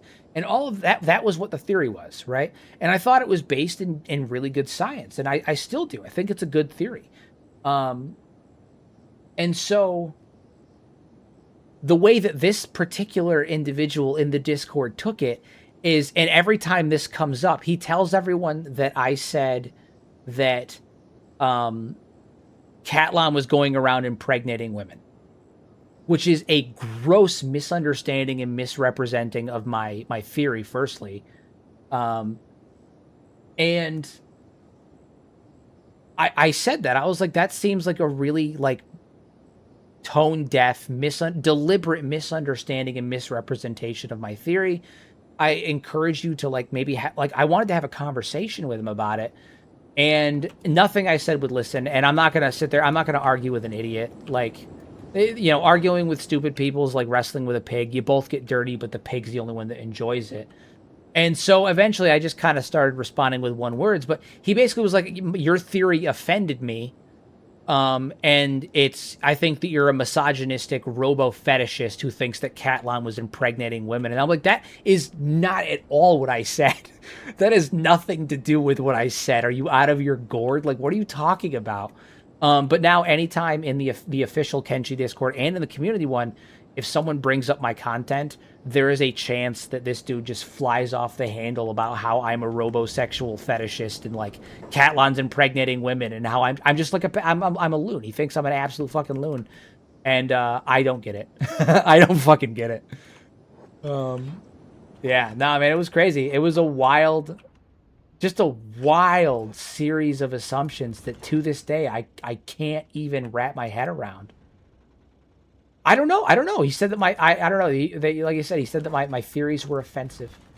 My theories were offensive to him because I'm a filthy robosexual apologist who was claiming that the skeletons were impregnating women, which, again, not what I said. I said they were tampering with the genes of women that were already pregnant as a way to infiltrate the cult, which, again, I think fits the narrative of Kenshi very, very well. And is based on real world science. But you know, again, I don't pay too much mind to these people. I actually take it as a semi sign of success on the channel, because like I've gotten big enough that people hate me. That some people hate me. That some people make it their mission to hate me. And I think that even though it's annoying because it's like unhinged, it's also kind of an indicator that like maybe I've you know, I've reached a level of success of some kind, you know. Yeah, no, man, some people are just unhinged. Some people are just unhinged.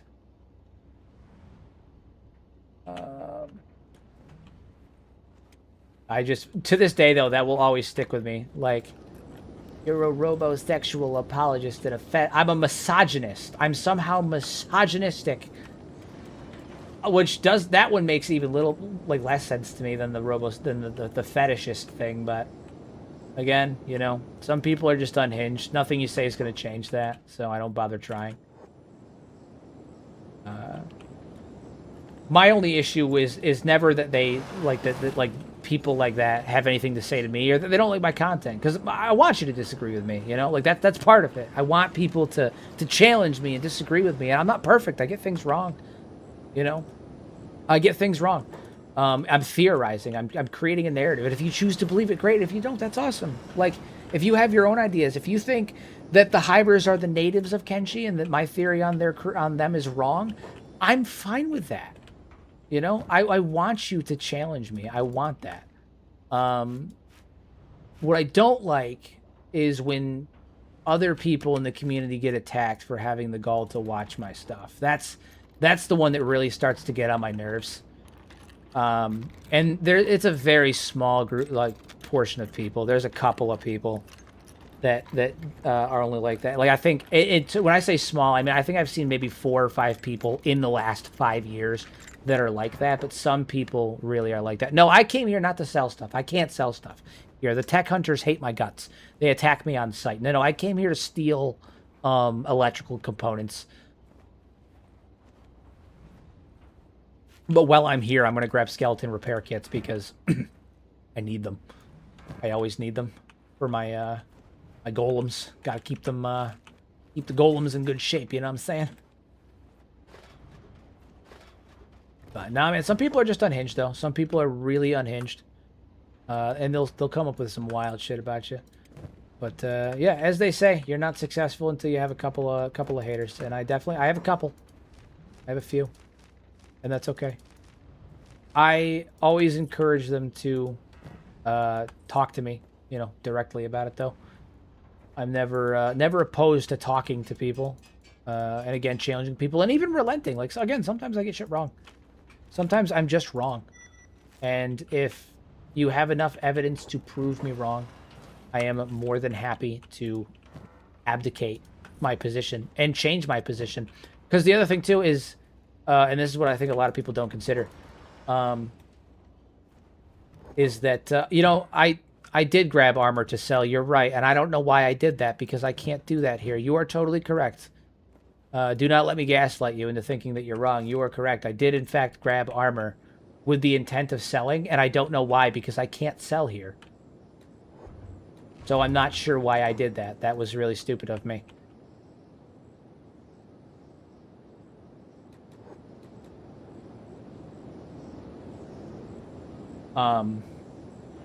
No, I want people to challenge me, and I want them to tell me that I'm wrong. And I want them to give me evidence of me being wrong. But the other thing that I think a lot of people don't consider when they're like, oh, you know, Hero's theories are wrong. Hero's a crackpot. He's smoking the peace pipe, and he's lost his mind. He's just saying shit, and he's causing misinformation, which also, like, ludicrous idea, but that's fine.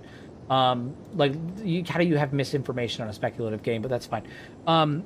I think that if I'm wrong, all that means is I have more content, because I get to... Like, when Kenshi 2 comes out, a lot of my theories are probably going to be invalidated, right, by the new lore. Either because they were wrong to begin with, or because retcons make them no longer viable. And that's okay. You know what I'm going to do? I want to tell you exactly what I'm going to do. I'm going to take all of the videos that were wrong, I'm going to slap an outdated label on them in the titles, so that way people know that they're no longer correct. And then I'm going to make new fucking videos that people are going to watch. Like, what do you mean?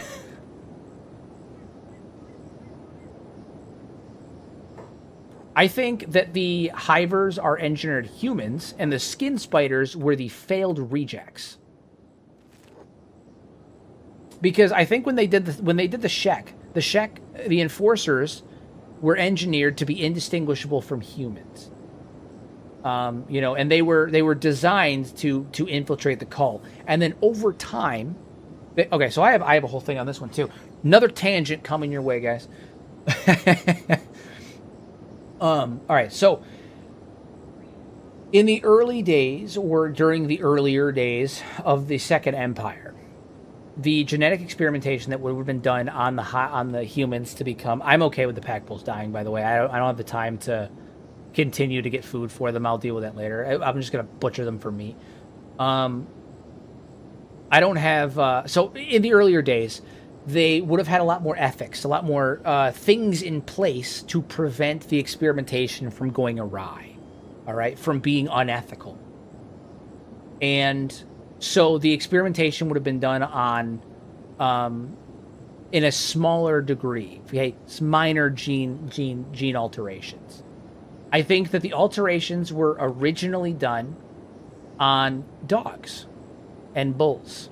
I think they were the test subjects prior to doing alterations on humans. And they wanted to make them more aggressive, more loyal, perhaps, more sturdy, more combat capable. And so they experimented on animals first. Dogs, bulls. Those tests were successful. Okay? So then they took the things they had learned during those tests and they implemented them on babies, on unborn babies. And when they did that, it created a genetic offshoot, right? They ended up evolving separately. And that's why you have bone dogs that evolved to have bone armor plating. You have pack bulls that evolved to have bone armor plating. And then you also have humans that evolved to have bone armor plating because they all had the same genetic testing done. The dogs and the bulls were the test subjects. They took what they learned and they applied it to people, and then they spread out into that evolutionary tree. Now, when the Hybris came around, this is towards the end of the Second Empire, during Catlan's peak insanity. Okay? Peak insanity. And I find it, the reason why I think that the Hybris were created by the Second Empire instead of being the natives is that they are perfectly aligned, not just to deal with the fate, with Kenshi, but to deal with all of the problems that the Second Empire specifically was dealing with at that time. Okay? So, hold on. Pop open our little map here. Where is it? Okay. We know, based on descriptions from Catlan's CPU originally in the game, is that the area of the grid was the height, the epicenter of their agriculture. Okay? And an explosion in the grid destroyed their agriculture, which led to a famine. Okay? So, we know that this was where their agriculture happened, one, due to the original description of Catlan's CPU, but also, look at it. The grid is set up this way because the water level filled in these gaps. Okay? And when it did that, these grids... the grid here would look exactly like an Aztec floating farm. Okay? I'll pull up an image of that. Aztec floating farms. An image, a new tab. Aztec floating farms. Okay? So they used to grow food like this. So they were growing food, giant grid-like structure where the water moves throughout, and then they have these floating farms. An explosion happens in the grid. We can assume the explosion was nuclear in origin because the area of the grid and the crater here has these green-hued stones all over the place that you don't find anywhere else in Kenshi. Now, what creates a green-hued stone naturally in real life? Nuclear explosion? Nothing. The answer is nothing. Not like that. Not that kind of explosion. But if there's an explosion in the grid and there's these green stones, you would have the creation of what's called trinitite. Okay? Which I can pull up here. Trinitite is this green-hued stone that does not form naturally. It only forms in the presence of a nuclear explosion. Okay? This is not a naturally forming thing. It only forms as a byproduct of nuclear explosions. Okay? It's irradiated glass. So this whole area is covered in trinitite. So we know the explosion was nuclear. So most of their farms were destroyed by the explosion. The farms that were left are now irradiated. So now we have a famine and we have radiation. We also have mass uprisings because the Holy Nation, the exodus of the Holy Nation, or the cult of Stobe, into what would now become the Holy Nation just occurred. So you have rebellions. You have people that are leaving and fleeing. Okay? Disloyalty. Okay? You also have population issues because the human population is disappearing rapidly. between the Ochre Knights leaving, the cannibals to the north, and the oppression that's happening in the Second Empire itself. All of this is happening simultaneously or within a small period. Catlan is at peak insanity. He's massively paranoid. So he tells the same geneticist, who I believe to be the Bugmaster, to perform additional experimentations, because we know that he did it once before, and if he did it once before, who's to say he wouldn't do it again? Right? It all makes sense.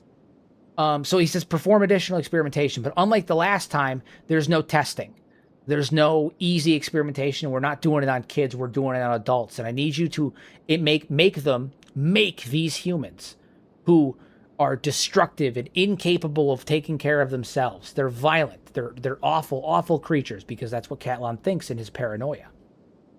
And I need you to make them obedient. I need you to make them easily replicable. I need you to make them immune to the effects of Kenshi. I need you to make them immune to acid rain and radiation. And I need you to make them able to eat food from any source, even if it's rotten, even if it's irradiated. And I need them to be loyal. So then he starts experimenting heavily with genetic manipulation on these humans, and they create these fucked up abominations that would become the skin spiders. These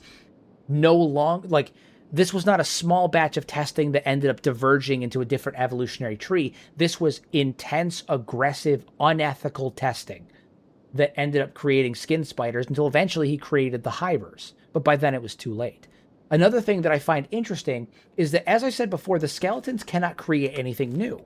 Okay? They can only adapt and use technology and ideas that already exist that they're aware of. Okay?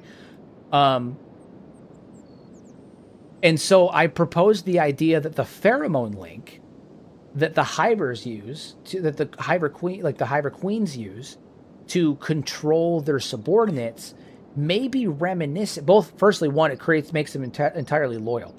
But also, it may be reminiscent of a mainframe that maybe at one point all of the skeletons were connected to during the First Empire that made them connected like a hive mind, right? So Catlan would have adapted that idea to them. And I went over this in one of my other videos that I posted, which I think there was there a skeleton mainframe? And so if you want more on that, I would recommend checking that out. But the hivers show up towards the end of the Second Empire, and they are perfectly outfitted for dealing with every single issue, not just on the face of Kenshi, but dealing with every single issue that the Second Empire specifically was facing at that time. And to top it all off, the skeletons of the Black Desert City identify them as human. They think they're human. I mean, we know that Catlan does genetic testing. He was going through a famine. Let's make a race, change the humans so they don't need to eat as much. And when they do, they can eat rotten food. We have a population issue. Make them easily replicable. We have an issue of control. They're rebelling and fleeing. So let's put a pheromone link in so that way they can't rebel as easily. They're under complete control. We have radiation and hazardous materials like acid rain and a bunch of other stuff. Let's make them immune to that. We have a perfect subservient workforce that's able to deal with all of the issues that the Second Empire is facing. They appear right as all of these issues are happening, and they're recognized as humans by the skeleton. I mean, and to me, it seems very clear that the hivers were a series of genetic experiments that were done on humans with far less ethics. That too, the hive queens are listed as skeletons in the game files. They're listed as robots. They're skeletons in the game files. And they're treated as skeletons in game.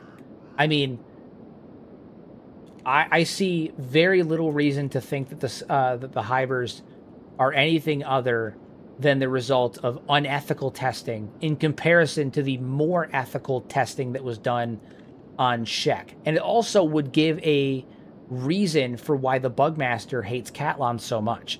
Because if the Bugmaster was the lead geneticist that was heading these experiments, that was performing these experiments for Catlan, as you know, he did it during the Shek, or maybe he was maybe, and depending on how long ago, he wasn't born during then, but you know, it was happening during the Shek. It was done ethically to a degree. There was testing. People weren't being hurt directly. Whereas when this was going on, it was super unethical. It was aggressive. It was wrong. It was done to a degree that was malforming and destroying these human beings and turning them into what we now know as hivers, which I can only imagine were abominations when they first saw them. And some of these tests went wrong and they became skin spiders. These even more grotesque abominations that would go out and end up, reproducing and creating their own offspring, and now they populate portions of Kenshi. And as a result of that, the Bugmaster becomes disenfranchised with Catline. And so in a fit of poetic irony, he takes the genetic rejects from these very experiments that he was forced to do and starts raising an army to try and go fight Catline as a form of vengeance for all the people that he had wrung, for the people that he had made the Bugmaster experiment on, and what he had done to them in some kind of like way to try and find retribution for the people that that Catline had victimized with these experiments. All life came from humans, and that's the other thing too. All of the other races on Kenshi, at least the playable races, and probably more of the other races, can be traced to a human origin, with the one exception being that of possibly the Hivers. And because every other race has an origin in humanity, I don't think that the Hivers are the exception. I think the first Empire humans were human, right? The first Empire was made of humans. Skeletons were made by humans. The Shek were humans that were altered by skeletons who were made by humans. The Hivers were humans that were altered by skeletons who were made by humans. All of the life starts with humanity on Kenshi.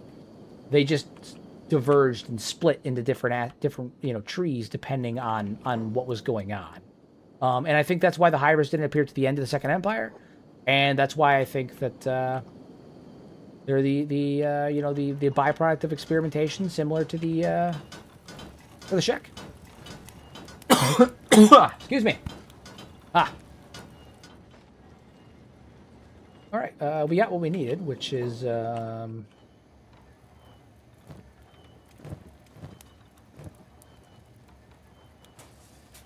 right, so we need to upgrade these for sure. So we're gonna upgrade these. I'm gonna be wrapping up the stream here in about 15 minutes. About 5-10 minutes actually, because I'm getting pretty tired and we're going over my usual time frame. But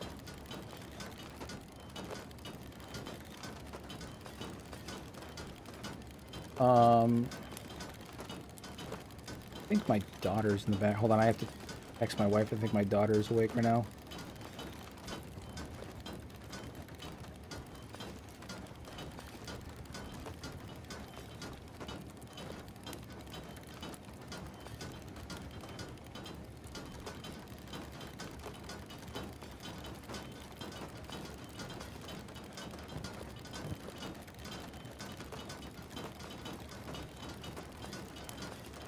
These up and running. Yeah. And then we'll have automatic fabric being made, so I don't have to waste time with getting people to, put them together.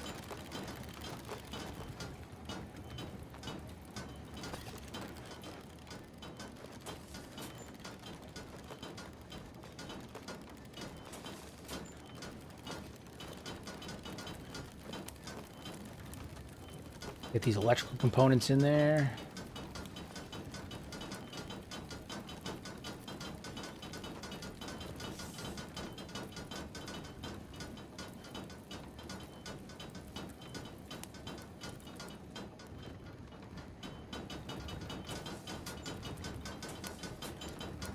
There we go. There should be some skin spiders. Next, either this stream or... Whoa, whoa, whoa, whoa. We're being attacked by what now? Oh, it's a crab. Okay, it's just a crab. I got concerned for a minute. Downside is that he just... Okay, come on. You can't be doing that. You can't be doing that. Come on. Heal the crab. Heal the crab. Heal the man. Heal them right up. Okay. Yeah, no, we're gonna get automatic looms going, and that will help quite a bit. Because then we can take one of these guys off of the looms. We don't have to worry about that anymore. It's cool. We've also got quite a bit of armor made now. Delete this tree for right now. We're not going to use it for right now. The animals were an attempt, but a failed attempt at the moment, and that's okay.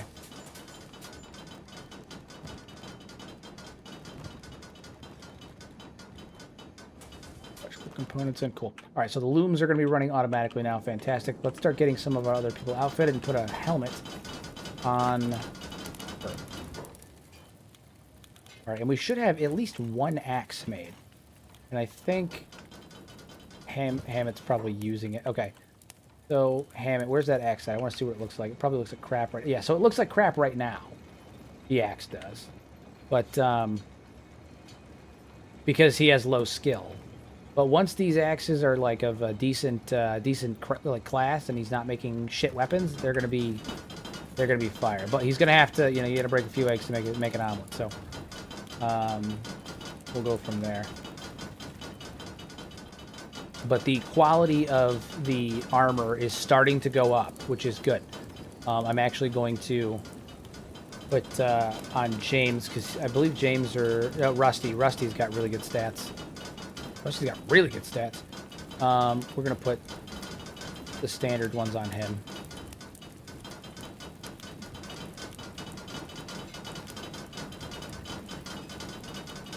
Yeah. Progress. Helmets. But all right, so obviously he doesn't have gloves on, but like by and large, take a look and see what he... Look at this. Once they have the gloves on, this is what all of our dwarves soldiers are going to look like. That's beautiful. He doesn't have the gloves because those take fucking 48 hours to make a piece, so I'm going to do those last. But, I mean, look at them. They look like they're that's a dwarf. That's a dwarf. Proper fucking dwarf. We're getting there. We're getting there. Good stuff. All right. I do think that's about the time that I'm going to wrap it up, though. I'm getting pretty tired. I think my commentary is going to start suffering soon, if it hasn't already. I think we've made some solid progress on the Dwarves of Garzumi Keep. Clan Angler is coming right along, so this has been fantastic. Absolutely. We've got a lot of numbers now. We've got the food to feed them, which is good, and we've got. I mean, production's here. We're here. We're going to be moving on other factions really soon. I think before we attack the shack, we're going to have to take out the tech hunters. I think that's what's going to happen. I think I'm gonna siege Flatch Lagoon. I'm going to siege Morn, and I'm just going to drop the area around us. But that is all the time I have today, ladies and gentlemen. Thank you for joining in. I hope you guys continue to pop in and enjoy the streams. As always, use your powers for good instead of evil. Make a difference in someone's life. And don't buy 5 pack bowls if you can't feed them. You're just going to end up butchering them for meat anyway. Unfortunately. You know, it happened. They died. They belong to the brine now. But, yeah. I appreciate it, guys. Have a good one. Bye.